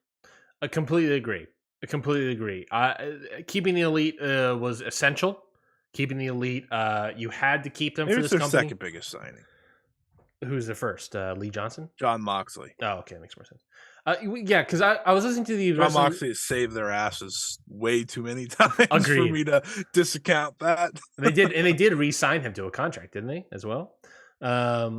Yeah, what's interesting, I was listening to the Wrestling Observer radio, and Dave was talking about loyalties to companies and how back in the day, back in the 90s, 80s or whatever, people would flip-flop between companies all the time because it would refresh you, it would get you a shit ton of money. And he's like, it doesn't really make any sense that all of a sudden it's now kind of become team loyalty. You don't get people flopping over the place. They kind of just stay where they are and stay there forever. And he's like, if you want to reinvent yourself like Cody kind of has, because he's like, when you flip to a different place, no one remembers what you did at the previous place. It just becomes what you're doing now at this new place. And that's kind of what Cody did. And it obviously worked out for him very well. I don't necessarily think the Elite need to do that. I don't think the Elite are people that are stale to me currently, because I think they can constantly do things. They don't even have to necessarily reinvent themselves. They also reinvented themselves halfway through this contract, I guess, with their heel changes and all this stuff. But they don't even have to necessarily do those things because I think there's enough stuff on the horizon already that I'm intrigued about them. You're talking maybe another Ospreay match. You're talking Takeshita and building him up as the future. You're talking, immediately FTR versus Young Bucks 3. Yeah. Sorry, I was holding out on talking about that. Mm-hmm. That match being made for Wembley. Yeah. They should have just put up behind them hope. Because to me, and there's been a number of all-in cards. I think everyone should know this by now. Tony has had to recycle this a few times. Yes. And I'm sure a lot of things were based off, Pac being injured, this Elite being re-signed. With booking overall over the past couple months. Mm-hmm. Jamie Hayter getting things injured. Have changed. Yeah. Some things have just dramatically changed, right? Hikaru Shida was not going to be the women's champion walking into that show a month ago, I'm sure. I would bet you all of my budget for my wedding, to be able to say that's not a lot of money. uh, I would say that like they're 100% going to be like Tony Khan in the presser or something saying like this is the hardest thing I've had to book since Forbidden Door 1 and since Right. whatever that other show was he was complaining about. But Ring of Honor, that's what it was. But my point is with FTR and Young Bucks is that it does feel like it feels like the push in to where we want to be, right? Mm-hmm. No, it's not CM Punk, but it's CM Punk adjacent. Yes. Yes, it's CM Punk it's adjacent. his right-hand men. Right? Yes. It's his guys. Like this is the start. We're coming together because it's the biggest show they're ever going to have. Well, hopefully they have a bigger show eventually. But for now, biggest show they're ever going to have. We've come together to put the right tag title match together. Mm-hmm. FTR Young Bucks 3. It doesn't get bigger for the tag belts. It doesn't. In professional wrestling, it doesn't get bigger for tag belts. Yeah. You can feel the way you want about tag teams and who the best tag team in the world is. Shout out Aussie Open. But it's these two. Like these are the two teams. And this to me, with the Elite re-signing, Kenny said Collision on purpose. Like I know he did. You know, he said that because it's going to happen. I think between him saying that Collision's on purpose, I think the FTR Young Bucks match being made, I think there is a real possibility that part of their contract negotiation was if you're going to come back, if you're going to come Young Buck, if you're going to come back, you're going to have to work with CM Punk at some point. We can't do this for can't leave money off the table. Yes, leaving money off the table, but if you're Tony Khan, you have to be like, we cannot do separate locker rooms and all this stuff for multiple years. We're not putting up with this. Put up and shut up. Get your shit out of the way. Figure this out. If it comes up again, something will probably happen. But he's like, you guys have to figure it out, and we have to eventually do this because we're not going to do this for years. And it feels like, based on those two things of Collision and the FTR match, that maybe we're heading in that direction. That's very interesting to me. Slowly but sure. Listen, if the only thing we can't do is have Hangman and CM Punk compete, that's okay. I don't need to see them wrestle again. No, and ultimately, it based on everything, it sounds like the best way you could do it is CM Punk versus Omega. I mean, it sounds like it's always sounded like Omega was the guy that was least bothered by everything. FTR versus the Elite. I don't like. I can move on without that. Yeah. But this is all just great. You know, the Elite being locked in now. Mm-hmm. No more talking about, oh, is Kenny gonna leave? I never thought they were gonna leave anyways. Mm-hmm. Some people did. I just never saw it because it's like this is their company. Yeah, I would have been. I would have been dumbfounded if we found out today if they showed up at SummerSlam. Right, if they were like free agents last month, yeah. Imagine what the world we would have come on here and spent the entire episode talking about the Elite moving to WWE if they showed up at SummerSlam. Yeah, exactly. If that ever happened. It would have been a monumental move in the history. I mean, Scotty, if they moved to WWE, monumental moves in wrestling history would have been made. Because if Triple H, this is the point that Dave Meltzer made on Wrestling Observer, was that like one of the reasons like AEW is in the position it's in right now, one of the reasons WWE was kind of in the position it was for several years is because Triple H failed to sign the Young Bucks and failed to sign Omega back in 2019. If he did that, AEW wouldn't exist at the level it's at, I would reckon. May not exist this far along as well. But if they were able to get them now here, that would still monumentally change. AEW be better off than it was in 2019 for sure, but it would be a monumental move in wrestling history, and it would have shifted a lot of power into WWE's corner. And I don't know how long AEW would last beyond that, and that would be my concern. It's healthier for the industry. We talk about brand loyalty and all this stuff. It is healthier for the industry for them to not go to WWE. It's so much healthier for the industry. Yeah, because that would have been like the ultimate we won. Yes. I mean, and listen, the WWE still wins. They make unbelievable amounts of money. Like, Yeah. right? Yes. It Records doesn't after matter. records. Yeah, they just had the highest grossing non-WrestleMania event less than 24 hours ago. And it feels like they say that every pay-per-view. Yeah, right now, like, so it's like, who cares?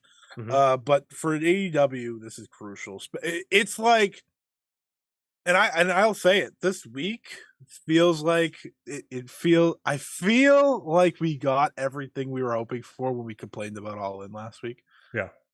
MJF versus Adam Cole in a very unique scenario Mm-hmm. where they're not against each other yet. Shadow Kingdom. Seemingly. Yeah. Can't wait for the Adam Cole heel turn. Gonna be great. Mm-hmm. Samoa Joe versus CM Punk. Seemingly. Yep. That's the proposed match right now. All right. Well, I mean, who books Collision? I know. I'm just saying. Seemingly one right of those now. two. Seemingly Yeah. right now. That is the direction we're looking towards. Box FTR. Yep.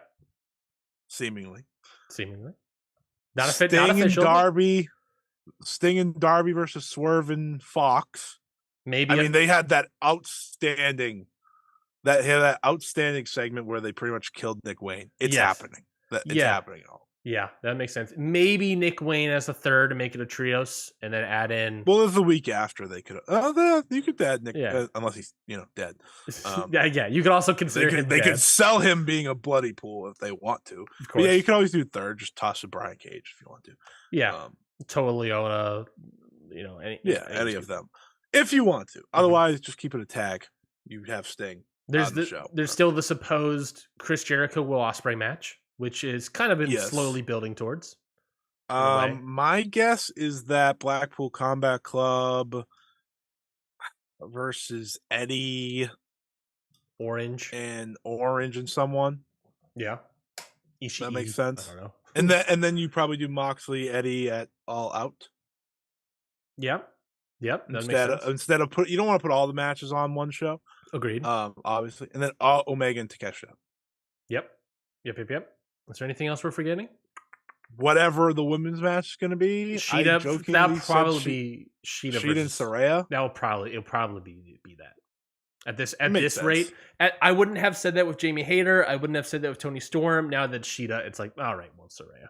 Makes sense, and that's fine. Yeah. And then Chris Stat and Willow, I'm thinking. Even though they have been building up Britt Baker, I think that is something we can't deny. Is that they have been. That was their big match once upon a time. Yeah. I'm thinking maybe Stat and Willow for one of those two shows too. Maybe. I hope. Possible. That would be my preference. Certainly possible. And then trios titles, we'll say House of Black versus Andrade. Yeah, maybe LFI, maybe Billy Gunn comes back for that match. That's that whole thing, and he wins it there or whatever. I'm guessing it's Andrade, Rush, and Drolistico, or I would love that match. I would love that match. Or Preston Vance, or whatever his name is. No, no, they are. Please, no, God, please. They are doing CMFTR next week on Collision. So. Yeah, for all we know, all this goes blown up and CMFTR win the trios belts. Yeah, to give them something for All Out. We'll see, but I feel a lot better about All In all of a sudden. Mm-hmm. I can fully agree, and I feel a lot better about the FTR versus Bucks is like that feels like all right. Feel better now. Yes. Yeah, and I feel a lot better about the AEW moving forward. I think is also Joe and Punk in Wembley is just fantastic. After doing it in like the middle of Saskatoon or middle of nowhere, in front of nobody. Let's do it in front of everybody. That makes sense. Let's move on. Well, continuing the AEW conversation and continuing these conversations that we've been having, it has been a week of women's division conversations in wrestling. Obviously, WWE, there is some conversation regarding the Trish and Becky Lynch situation, which is them not having a match at all. They had a match on Raw, and it was like 2 seconds long. And they didn't have a match here on the pay-per-view of SummerSlam because they didn't have enough time. Instead, they gave a triple threat for Charlotte Flair 20 minutes. That's fine. Yeah, so there's that. There's Rhea Ripley not having a title defense at all on SummerSlam. And she was seemingly upset about that as well, despite doing all this media coverage. And the biggest news and the biggest conversation is this continued conversation about the AEW women's division. If I was the technical director for AEW a number of weeks ago, I would have greatly regretted cutting to that AEW do the women's division better sign. Yeah, that was bad. It was bad. In hindsight, bad look. And it all kind of exploded this week when independent talent Lufisto I'll make this clear, requested an interview. This is according to Sean Ross Sapp, requested an interview with Fightful, where she went into excruciating detail about her experiences working in AEW, from when she worked it a year ago, having bad interactions with Dustin Rhodes, Sky Blue, Anna Jay, Ruby Soho was a really bad one apparently. Talking about meetings backstage where they were trying to shoot on Thunder Rosa that Tony Khan was in attendance for, and it really exploded. It then caused a lot of AEW people, even people that didn't work for AEW, independent talent, coming to the defense of the AEW women's division. You could probably guess that there was some sort of a PR blast maybe making the rounds. I don't know, maybe if anyone knows any information about that. 3:00 at Friday just happened to kick in. Yeah, just so happened that everyone happened to tweet at the same time. Yeah. You can maybe put two and two together there. But a lot of people coming to the defense of the company, of the women's division. And then Lufisto, I think her final comment on the whole matter was I don't have her final comment in front of me, but basically she's saying like, oh wow, everyone came to the fence, screw those people, you're all hypocrites, and then she deactivated her X account, not her Twitter, her X account. Probably healthy. So again, we're having another conversation about the AEW women's division.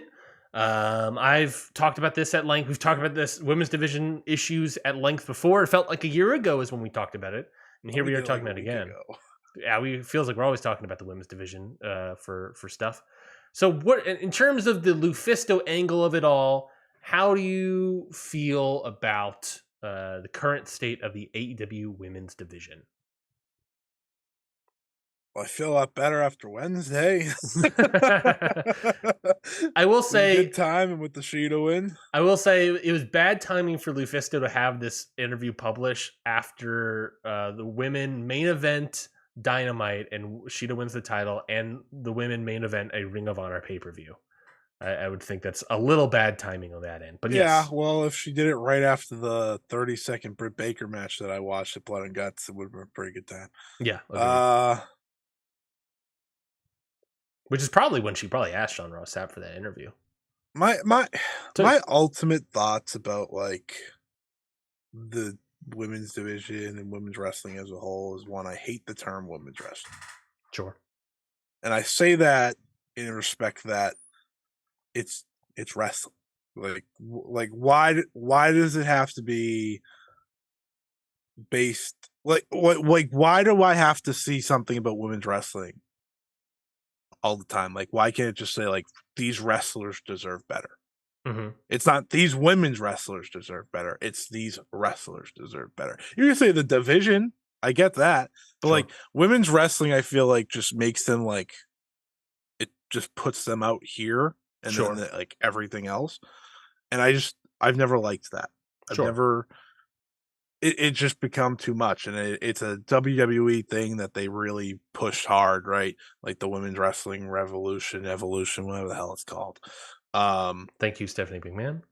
Yep, thank you. They have always needed more care in that division. Yeah. And the quick fix of the past few weeks isn't necessarily an answer. And you know what? It's not a bad thing. Not a bad thing for sure. No. But think of all the people think of what happened, right, with that PR surge, right? Mm-hmm. Like, come on, guys. What if it wasn't someone in the Brit circle? Mm-hmm. Does that happen? When you say someone in the Brit circle, what do you mean? Like Ruby Soho was the one attacked. Sure. Yes. She's obviously one of the, she's one of the top people there. Yep. and the Brit Circle, it's a real thing. You could tell. Mm-hmm. It's not hard to figure out. And Ruby Soho, by all accounts, great human. Yeah. I believe everything that people said. Yeah. I was shocked when I listened to the Lufisto interview and she said Ruby Soho, truthfully. Mm-hmm. But to be fair, also that Ruby Soho section was her giving grievance about a WrestleMania weekend something. Yeah. Like, my problem with all of this is that everyone's a little wrong. Yeah, I can. And ultimately, everyone's tearing down rather than building up. That makes sense? Yes. You're tearing down on both sides. You're not building up on both sides. Yes. Like, the end goal out of this is you should be building up women's wrestling. Yes. Right? That should be the goal. And I watched Athena have a really solid match with Diamante on Ring of Honor television this week. I watched Hikaru Shida and Toni Storm have a really solid main event on Dynamite this week. I watched Mercedes Martinez and Chris Statlander have a really good match. That over-delivered. Mercedes Martinez has been really good since she came back. That was like the best Mercedes Martinez match I've seen since she came into this company. Like, it was like, holy shit, this is real good. Best her time since like the Mae Young Classic, for God's sake. Mm-hmm. Like, that's what we should be talking about in all this. Yes. But everyone's just so lost. Yes. Now. And it's been this way for a long time. Mm-hmm. When the division does get better things, we should be building it up. We should be talking it up. We should be saying, hey, everyone should watch this. You know what I saw the other day when everyone was doing the big, Ruby's this and the women's division is great. And MJF had a great tweet. I do want to say that. But you know what I saw? I saw Athena just retweeting tweets about her match with Diamante. Mm-hmm. And I was like, that's all she did. She didn't have a big PR blast type tweet. Yeah. She just, hey, watch this match. Watch the wrestling match. Because in the end, that's what it should be all about. Because it shouldn't be about star power. It shouldn't be about being the next reality star. It shouldn't be about that. It should just be about the wrestling. And I'm glad that's what AEW is about. And I'm glad you brought up that, just retweeting that stuff, because that is a thing that has been a constant conversation with the women's division that I've talked about on the show, that wrestlers have obviously talked about. Britt Baker's a big one. Athena is obviously doing it while this is all happening.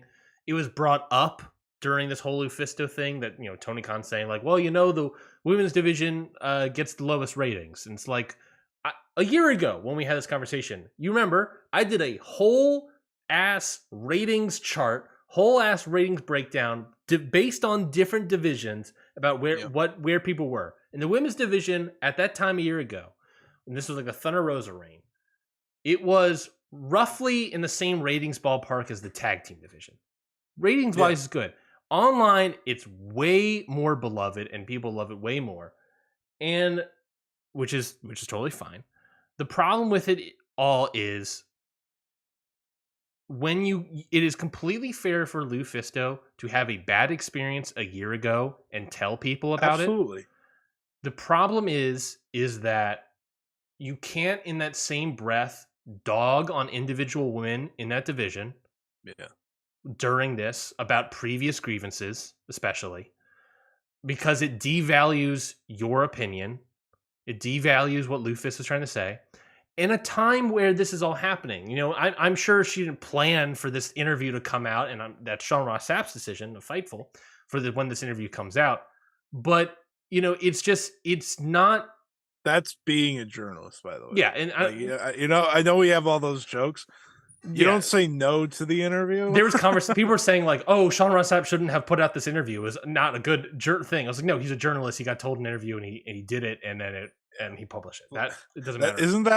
Isn't that so fun? Like, I'm sorry, but you know how what was it, a few months ago with the media scrums, like all these people don't ask good questions. Last night, really.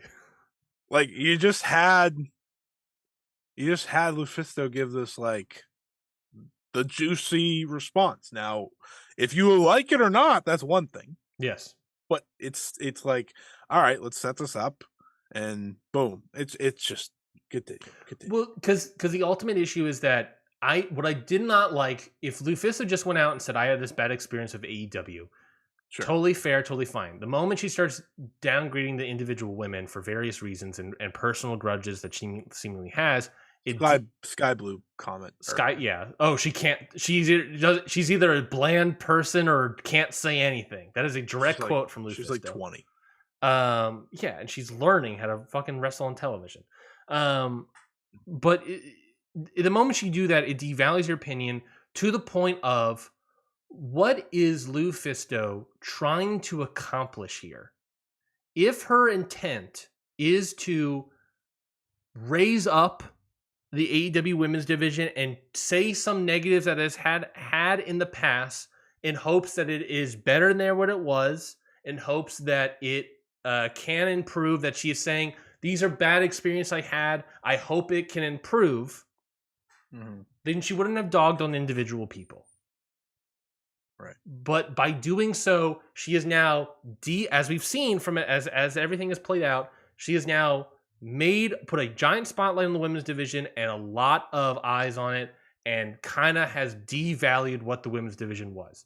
It had seemingly an opposite effect if that was her intent.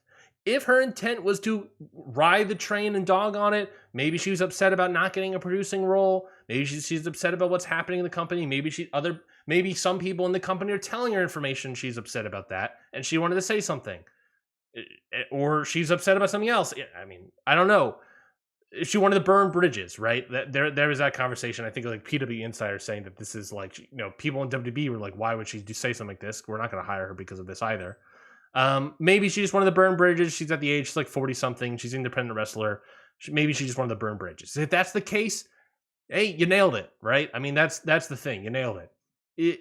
The AEW, personally, I think the AEW women's division has gotten a lot better in a year's time. I think the WWE's, I think it's one of the better women's divisions today. Maybe not as recently. I don't really care about Taya Valkyrie that much. I don't really care about all these other things all that much. But it has certainly gotten better. I think Toni Storm and Jamie Hayter has put a lot of work in making the division a lot better. A lot of the drama has kind of been put away with Thunder Rosa being gone. And apparently that whole meeting of Tony Khan was called by Thunder Rosa, and she wanted to work out issues, and issues have seemingly been worked out, and she's trying to come back to TV after her injury. So things are like, obviously it's like things are getting better, but the issue is like the context of it all and what the intention is. I don't feel like her intention was to try to make people look better. She was trying to make it look worse a year after she had all these experiences. Scotty, it would be like if, I don't know, if freaking Lee Johnson, let's just say. It would be like if Lee Johnson went out tomorrow and gave an interview of Sean Ross Sapp of Fightful and said, the locker room is messy, and people are fighting and throwing chairs and biting each other based on the experience of me watching Brawl Out last year. Yeah. It's like, well, you're basing it off of something that may be different now. A lot can change in a year, and she hasn't been in the locker room in a year, and maybe people were telling her things, but everyone leaves work and has grievances, but they still like their work. Yeah. Well, here's the one thing I will say. Stories haven't gone away, and they've all involved. And that is a completely fair point. There's a name, one person's name keeps popping up all these times. You can figure it out who the one. I'll say it. Britt Baker. Why? I know. Again, her story's from a year ago and all this other stuff. But why is her name constantly popping up with these things? I'm not saying she's at fault for any of this stuff. I'm not saying she's at fault for any of these things. I'm just saying her name constantly pops up. What's with that? Thunder Rosa stuff. The Thunder Rosa stuff. Everyone was talking about like Thunder Rosa the other day when the big, Save AEW division came. Yeah, and they all should support each other. Agreed. And people should watch. And people should watch. How you build a locker room. And people should watch women's wrestling. If you're going to complain about a women's division being bad, then you need to watch the women's division and support the women's division. It's the same thing I said a year ago. If you want the women's division to be treated regularly by a guy that looks exclusively at the ratings, then watch the fucking television so that the ratings can get better and you can have better women's division. I'm still going to be the critical guy that says, okay, these people shouldn't be on TV, because that's what I do with all wrestling. And I'll add there, fucking Tony Khan, why aren't you picking up Stardom wrestlers? Why is Kyrie going back to WWE and not going to AEW? What's with that? That one's tough. Don't pick up star wrestlers, please. Well, you know what I mean. Yeah. Even bringing them in. Yeah. You brought Utami Hayashishita for a Ring of Honor fucking match? A match no one's going to watch? Give her an entrance. Didn't even give her entrance. A match no one's going to fucking watch. I mean, Julia's going to be here next weekend. No, 2 weekends. 2 weekends from now. Yeah. Julia is going to be here. And who got her? Impact. They put her in a match with Deonna. It's not official yet, but obviously it's happening. Yeah. Yeah. Hello? Like, it's easy. Like, and that's just me having other gripes, right? But like, that's the point. Like, that's how you make the division better. But this is a different conversation about the division itself. It should be better. It can be better. This week was a really good week for it to get better. Shida winning, main eventing. Yep. Like I said, Athena Diamante had a really solid match in Ring of Honor. Chris Statlander, Mercedes hit a home run. Yes. Yeah. Just keep building. Just keep building. Like, I feel like there's so much talk from a lot of the wrestlers. Britt. It's always Britt. It's just always seemingly Britt. Always her. There's always a notes app tweet. There's always something. Just buy blue if you're gonna write that many words, okay? Like, Jesus. Just buy blue. Turn off the badge. Yeah. I love that. Whatever. I love that, by the way. It's also, why is it now? Is it X blue? Like, blue was in reference to Twitter and the color of Twitter. Now the branding is black. So should the blue now be black? Now the check is blue. Whatever. Who cares? We're not having that conversation. Anyways, like, it should just be so much better, and it's going to be. I think it is better. It is better.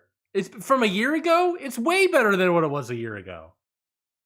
If we didn't have this week, I don't know if we would say that. No, a year ago was like Thunder Rosa. Since then, Toni Storm and Jamie Hayter. Yeah, way sure. better. I mean, it's gotten way better. The Outcast stuff was bad. Sure, that was just fumbled. That was so terribly fumbled. But that was bad, and I would say that there's an obvious person that I point out that I think one of the reasons. I think the Saraya stuff and all of her inclusion has kind of been rough. But what Saraya's inclusion brought into this company was additional stories that didn't involve a title for AEW. The story just doesn't go anywhere. Yeah, but if you're going to say the AEW women's division needs to be better, give us examples of how that can be better. You want stories that don't involve the titles? Well, here's Saraya and here's the Outcast. No one likes it. That didn't really quite work. That's okay. Doesn't admit you want Riho. It's fine. Yeah, it was a good attempt. You want more Joshi wrestlers? Well, Shida is now your fucking AEW women's champion, so you'll get more Joshi wrestlers. I think bringing in more Joshi wrestlers beyond that Tokyo Joshi Pro and Stardom is also a huge thing that could also help and just get. But I don't blame them for saying, will that get more eyes? People that you don't know till you try, baby. Also agree to that. There's an argument of it won't because putting them on dark ain't nothing. Yeah, there's an argument that it won't because it won't. People don't see it and people don't know who these are. Our audience doesn't know who they are. I would say your audience does know who they are, and you should bring them in, and it might get eyes anyways. Who's Riho and Shida are legitimately two of their most over women in their company's history. Yeah. It's confusing. Two of their most over wrestlers. Yeah, but it's if you're. I think that between Toni Storm, Jamie Hayter, and I'll even say the Outcast Saraya stuff, there have been the AEW Women's Division has gotten better, and at the very least, Scotty, there has been several attempts to make it better. The problem is the question is whether or not it takes via outcast Soraya, like it just not kind of working and not kind of jiving the entire time, or people just aren't watching it. And at that point, that's on the people, right? So, there's just got to be more care but what does that mean? overall. What is more care? What can Tony Khan do to make it better beyond bringing in out more outside talent and I hopefully get eyes? I mean, just consistency. That's It's fair. just consistency. That's That's fair. all I'm asking for.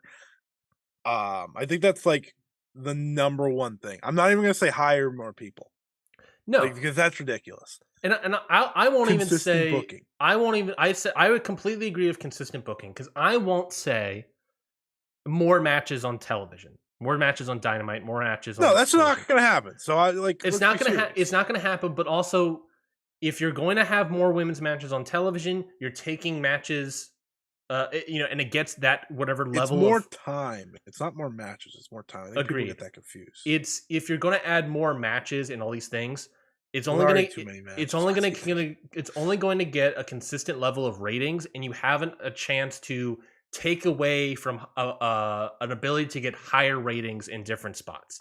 That's just math. That's economy. That's capitalism.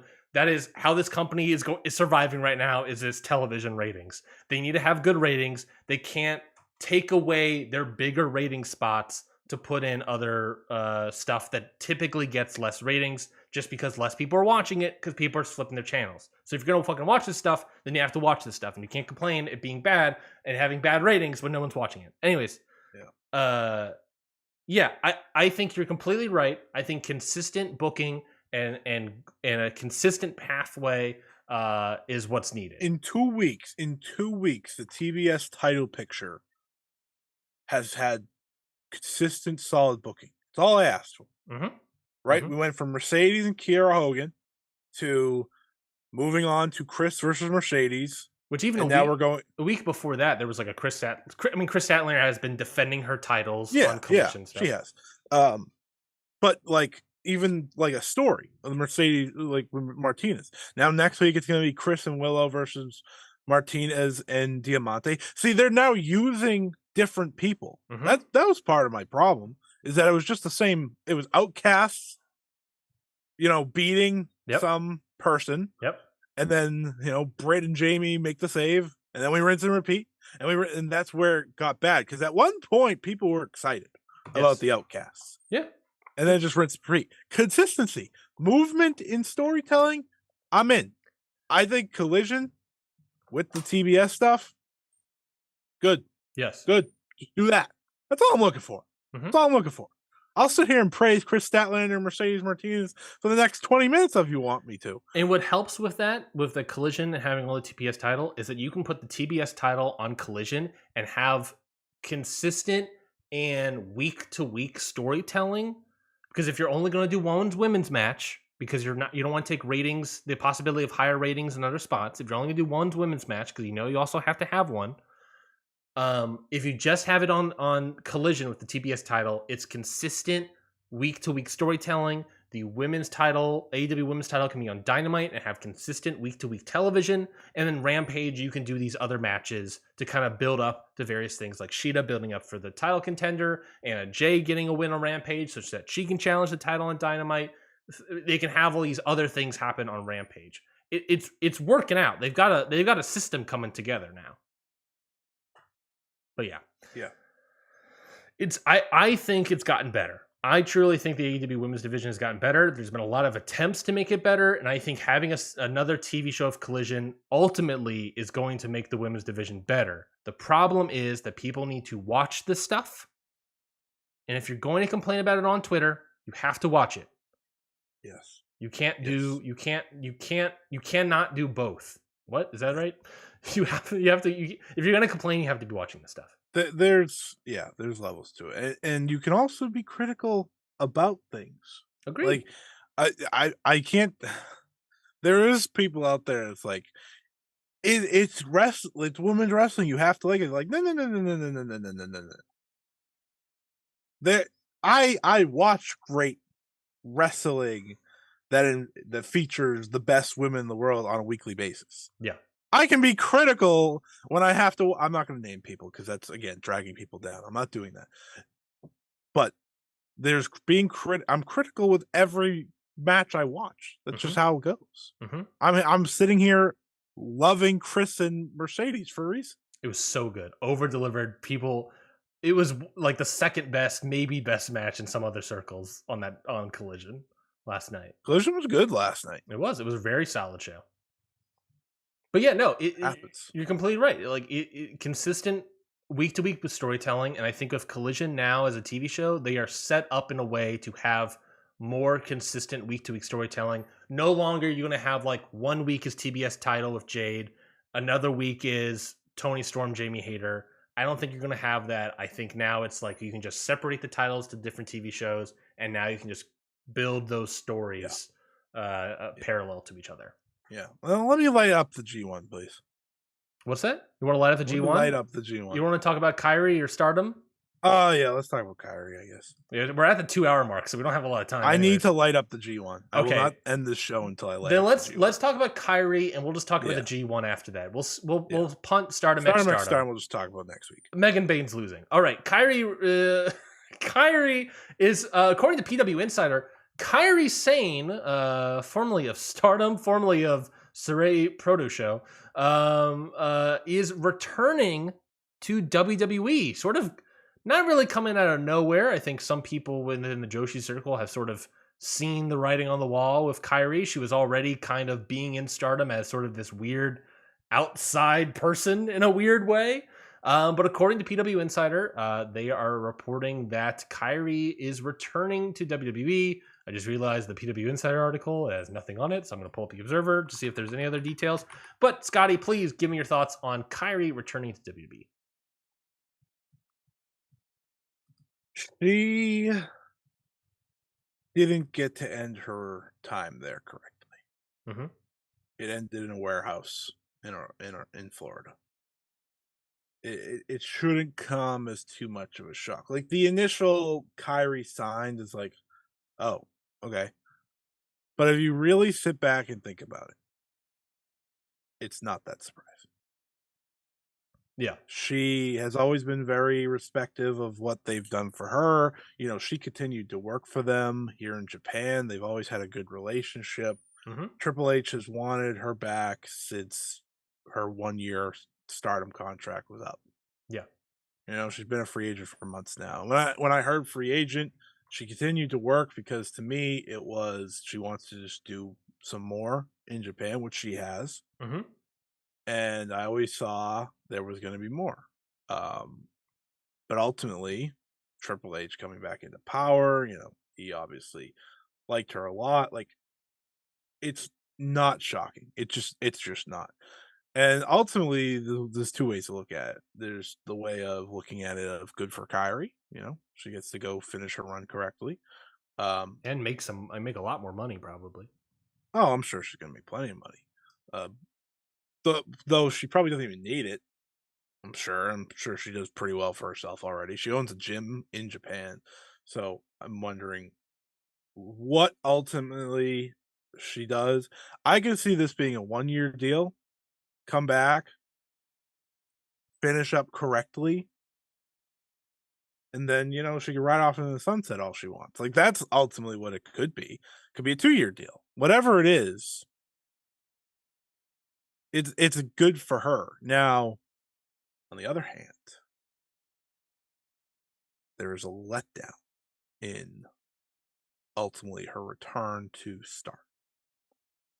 She never put anyone over. Yeah.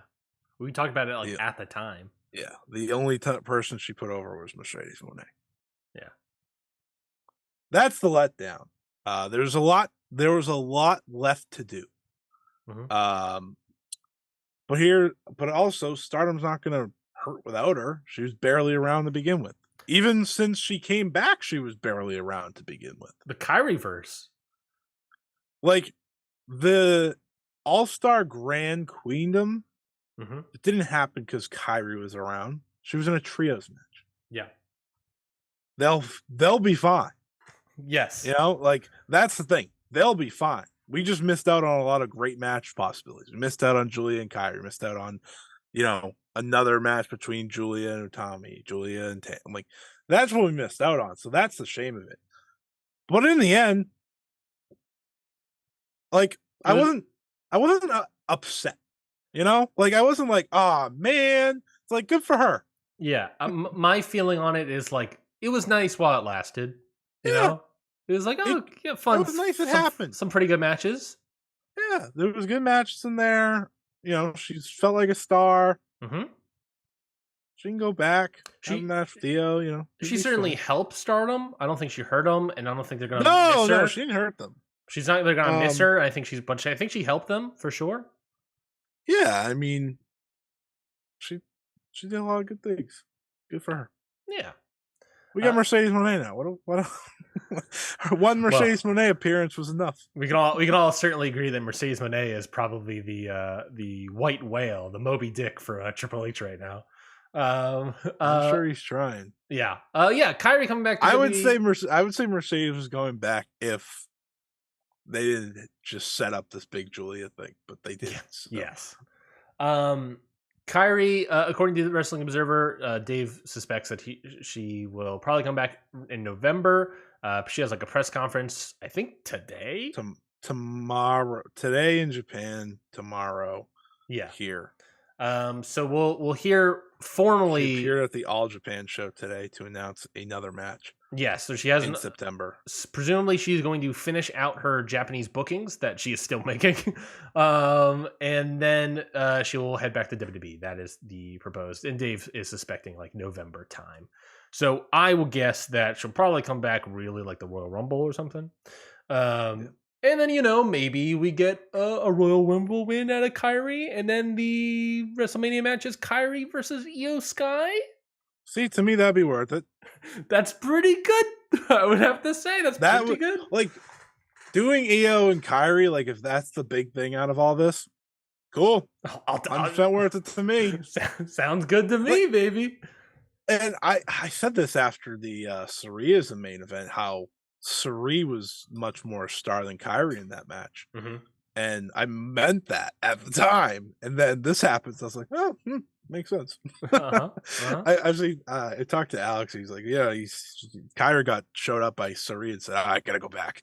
I gotta go back to where I was considered a bigger star. Yeah. And I was like, that's funny.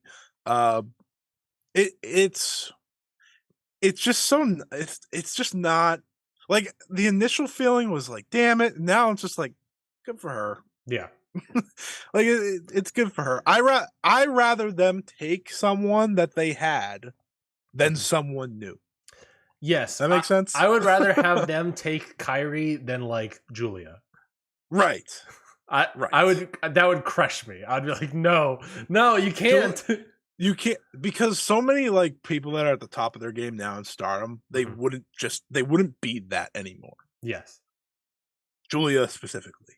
Julia without the headbutts and everything. I think Julia could figure it out. I would be more but her style just wouldn't be as fun. I would be more worried about people like Saya Kamatani or something like that. Like I would. Yeah, Saya ain't leaving. She's all worried about being the ace of Stardom. I know. But that would be someone I would be genuinely worried about. Julia would be a star. It's just like her violence would just have to disappear. That's the thing that makes kind of her special a little bit. Yeah, but good for Kyrie, whatever. Now let me go to the G1 so we can go home. Yeah, so G1 Climax playoffs are underway. Block A and Block B have both taken place. I have not seen, obviously I'm still catching up. Have you seen Block B this morning? No. I saw who won. I saw who got in though. Do you care about the spoilers about who got in? I saw who got in and said, thank God. Yeah, not really a surprise. So the Block A finalists here are in first place Sonata, second place Hikuleo. Kind of a surprise bit there. Stupid. This my. Well, let me just real quickly before you do that. Block B, the winners are Okada and Ospreay, so that means the semifinals are going to be Sonata versus Ospreay, which, if I'm not mistaken, was going to be the New Japan Cup finals. And then Okada, of course, as we all suspected, Okada versus Hikuleo. Scotty, you have the floor. That's not it. Yeah, first place versus second place, right? No. They have the bracket out. Let me see. I'm you might be right. I'm pretty sure I'm right. It's first place versus second place. No, they're all. So it's Sonata awaiting second place of C block. Osprey is awaiting first place of C Is it block. C block? It's A to C, and I thought the whole conversation was. I thought the whole conversation was that like Kaito Kiyomiya or Shota or anyone has to get second place in A block to face Okada. Yeah, that was. But then they had to do it. They had to face each other in the semifinals for it to happen. Yeah, that's we're talking about the semifinals. This is the quarterfinals. There's 8 people. Oh, you're right. This is quarterfinals. Yeah. So it's still Okada versus Hikuleo in the quarterfinals, right? No. What is it? I don't understand it. Then Hikuleo's waiting for D block's 1 seed. Are you sure? So, yeah, I swear it was the posted a graph. I will send it to you right now. Please do, as I'm so confused because I swear it was the other way around. Also, El Phantasma is joining the Gorilla's Destiny, so take that for what you will. There we go. So, anyways, let me talk about Hikuleo. Please. I'm gonna look at this graph. There's still a this graph looks ugly. Gigantic problem with New Japan for me. Mm-hmm. And it's the inability to go and listen, people are gonna say, well, Hikuleo's a new guy. He is? Hikuleo isn't a guy that should be main eventing matches in this company. Mm-hmm. He's 32 years old. You coming into this, right? The whole story of New Japan is the young guys. The young guys are Okada and all these things, right? Yota Tsuji, Ren Narita, Shota Umino, even Kaito Kiyomiya. Oh, let's stick them all into the same block and have none of them advance. Mm-hmm. Why do you need them to feel on the same level and have them draw against each other pretty much the entire time too? Like it doesn't make sense. It's so mind-numbingly stupid. Kaito not making it is just dumb. Like, it doesn't even make sense to me. He was the only person I was okay with getting over Tsuji or Shota because it's like, it makes sense. He's the ace of another company. Well, whatever. I'm now going to take my foot off the gas pedal of calling him the ace of Noah after this decision, because like, oh, Noah does not care about this guy. He didn't even want to have, but he's. I want Kaito. Kaito is so good. Couldn't even politic them his way into. Noah couldn't even get Kaito Kiyomiya and had no interest or whatever to get him into at least the quarterfinals. Couldn't even do it. Who has no interest in watching Hikuleo? Hikuleo fans. But seriously, like, who has interest in watching him in this situation? No one. No, I mean, yeah. I mean, depends. I guess at this point, terrible choice. Depends who he's facing, but I don't think who he's facing is going to be exciting. And I think Hikuleo's been perfectly fine in the tournament. That's the thing. I don't even want to boo against this guy, but it doesn't make sense to me. No. It doesn't make any sense to me. You could put a Tsuji, put a shooter in, and that just gives them momentum that they need. We're going to have to go another year until next year's G1 for them to get the big push. Why are we so afraid of this? You were willing to put Yota Tsuji in the Dominion main event, yet he couldn't even make it to the block finals. He was out of it before he was even in it. It's just so bad. It really is. It is the epitome of the G1 this year, is the A block. The A block's the best block, and then they have all the people that made you excited about the block not make it. If I'm not mistaken, it will probably be Hikuleo versus Jeff Cobb or Zack Sabre Jr. Yeah, I'm guessing Zach and unless Naito can squeak his way in second, probably.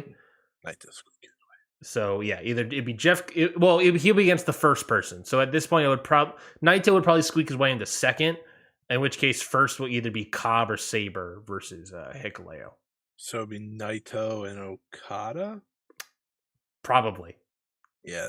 Unless they do like Cobb or Saber or something, but yeah. They haven't run Naito and Okada in a year. So you got to get back to it. So yeah, we're talking maybe Naito, Okada, maybe, and then Cobb or Saber probably against Hikuleo. And then I'll look at the C block real quick as well. It's just now one match, right? That doesn't matter. Mm-hmm. Like, it's another match that I have to watch on the quarterfinals. That's like, this isn't going to be great. This isn't G1 level.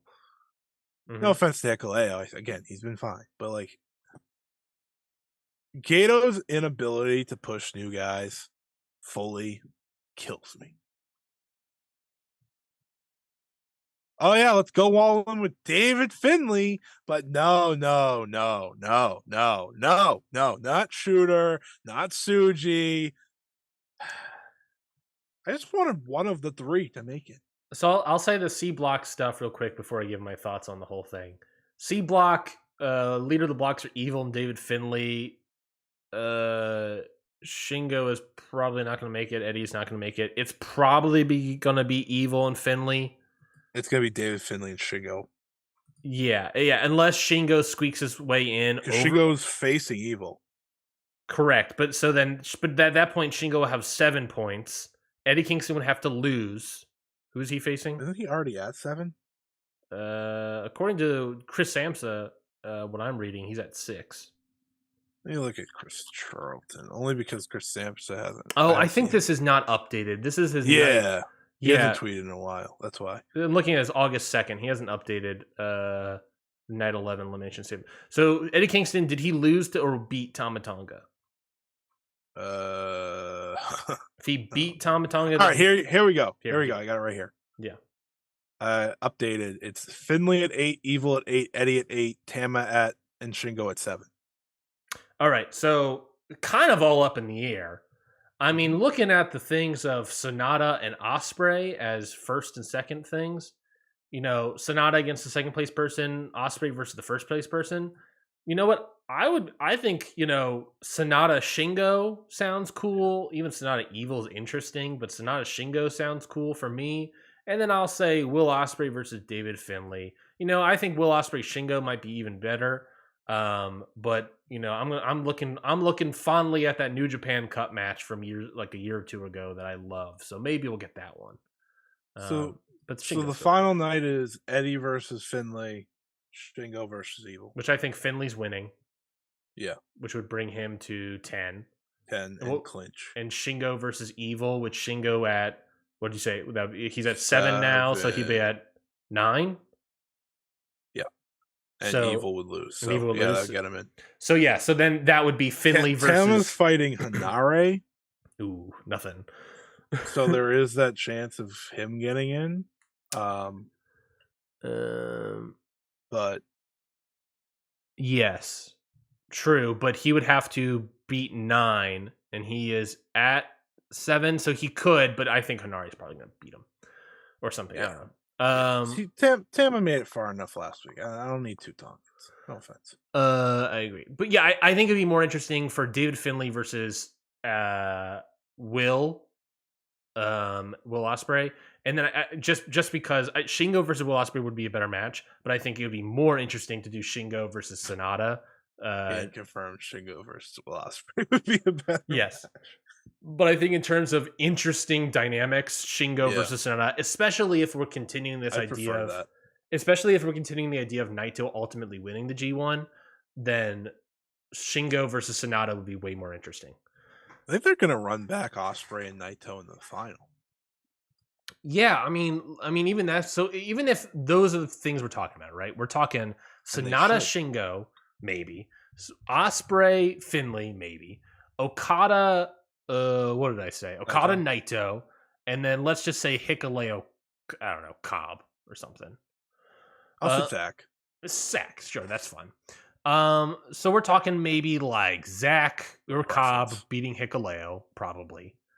Yeah. And It's then not. Then I'm gonna have another rant next week. and then Osprey versus Cobb or Zach. That would make more sense if it was Zach. I think Osprey beats David Finlay. You should. And then Osprey versus Zach. I think Osprey probably wins ultimately. And then you got Sonata versus Shingo. Shingo upset. I think Shingo could win because then you could do a Shingo title match Shingo preparation. Naito after Shingo Okada or Shingo Naito. Ooh, Shingo Naito would be interesting for sure. I would love Okada to get the win there, but then it kind of ruins the whole Sonata Naito Shingo gimmick. What if Osprey's just winning this tournament? We're just completely discounting this. I like the idea of Osprey winning this tournament and then challenging Omega in the main event of Wrestle Kingdom for the U.S. title. That's my dream scenario. Let's just say fuck it and go for that. Can we just get the IWGP office? Yeah. I think Shingo beating Sonata makes sense. I think Naito Okada is up in the air. I think Naito probably edges out there. And then Shingo versus Naito, that's interesting. Hikuleo is not getting past the quarters, I don't think. I mean, I didn't suspect he would even get in the quarters, so there's that. And then probably Osprey, unless Finlay does some sort of weird upset or something. Unless Okan turns on Will Ospreay, or something. That's something maybe. What was I going to say? I was going to talk about. So, do you think? I think my whole take on this is that. Imagine if Hikuleo was Kaito. How great that final would be. Yeah, but then you're talking Kaito versus the fact that he's not even facing Okada unless he gets all the way to the finals. It's okay. I still would have been happier. I fully thought that it was going to be second place. I feel like the bracket's wrong. Yeah, I fully thought, and we had a whole conversation with Chris Sampson. He never interrupted me on this. I fully thought it would have been Kaito versus Okada if Kaito won. Like in second place of A versus B. I fully thought that. And now they're telling me it's not that. And that's why I'm like reversed. Shocked. I think at one time they said it was the possibility was it would be Okada and D2 on one side. Mm-hmm. And then D1 and A2 on that side as well. I think that's what they said originally, and now the bracket says it is. Yeah, this bracket's all over the place, and I'm just gonna trust what it is now. Knowing what it is now, I'm okay with Kaito losing. Honestly, like it's like we're not gonna get that Okada match. No, they're just gonna save it for Yokohama Arena. And I'll say this, Scotty, I feel like whereas I would have loved for them to shoot one Three Musketeer into that quarterfinal spot, especially if it's not Kaito. I also don't blame them for keeping them all at even footing, except for Yoda, even though he has got 1 point more. I'm like, I understand. Let's keep them all at the same playing field, but it's also like I would have. If you're going to give Yoda 1 point, why not just put him into? Why not just put them all in different blocks then? That's also true. But and then maybe they all get second at best, or don't get in at all. Because at that point, even if you're putting them all in different blocks, they're not going. I don't think any of them are getting in. I mean, even all putting them in the same block, two of them aren't. Two of them certainly aren't going to get in, especially if Sonata. They should have had one make it. I don't give it. Like I don't care. That's fair. They just should have one make it. Like. That's fair. At least my questioning of you had Hikuleo beat Jay White. At least that has paid off in the end. Yeah, that's true. That's definitely true. I'm still very confused by this bracket.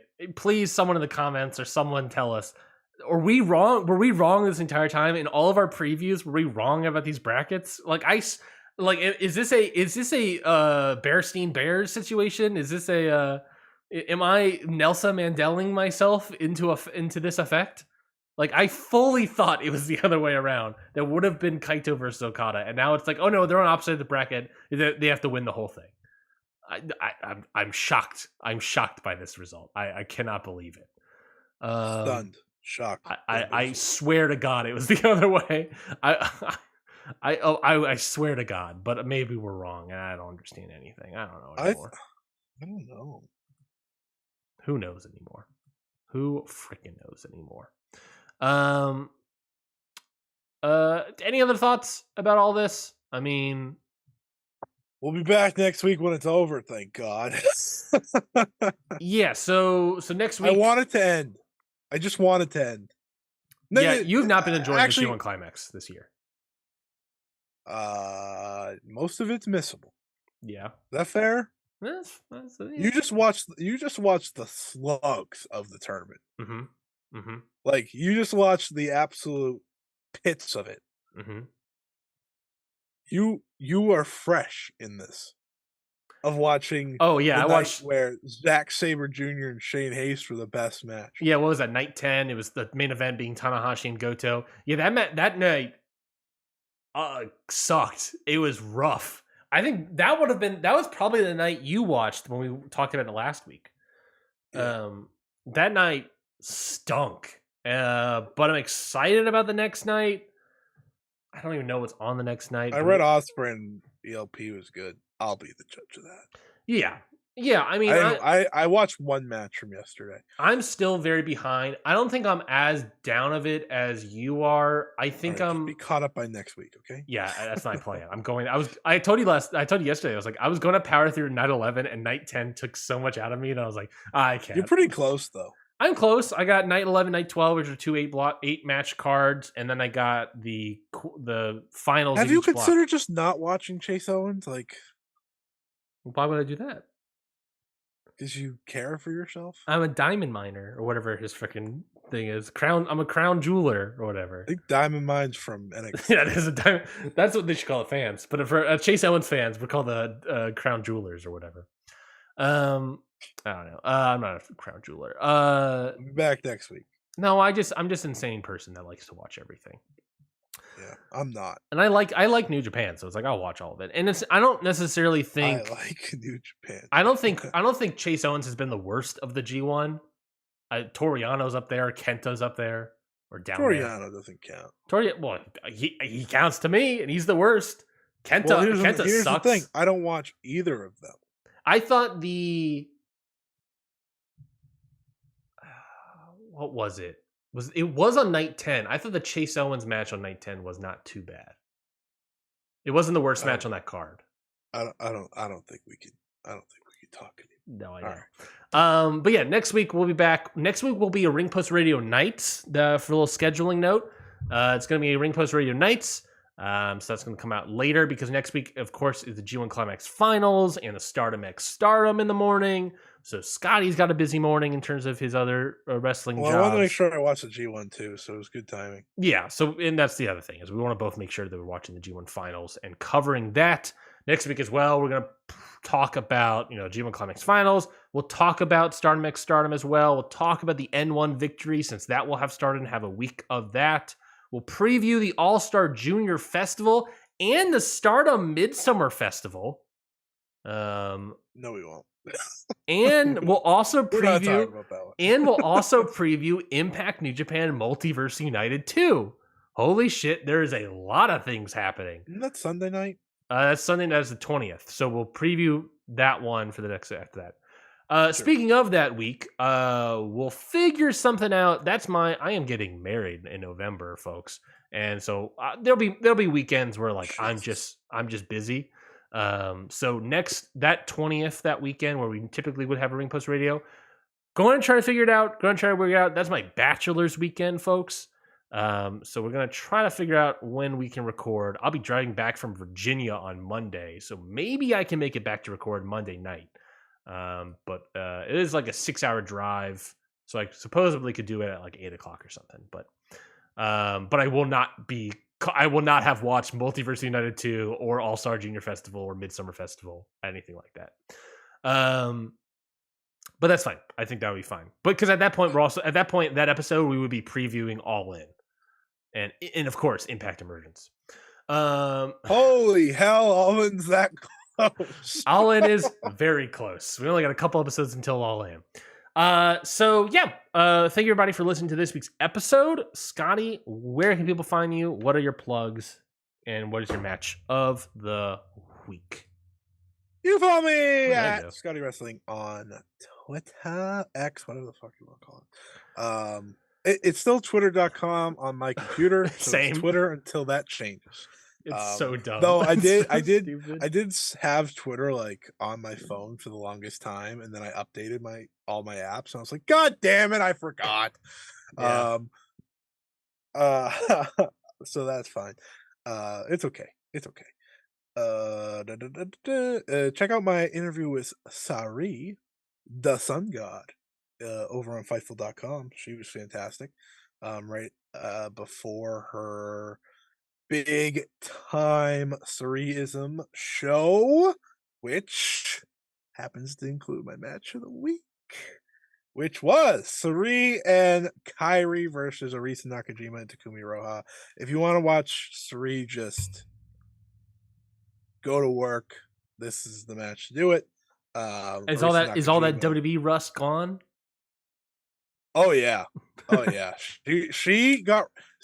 I wrote this in an article for Voice of Wrestling that hasn't come out yet, so keep an eye out for that.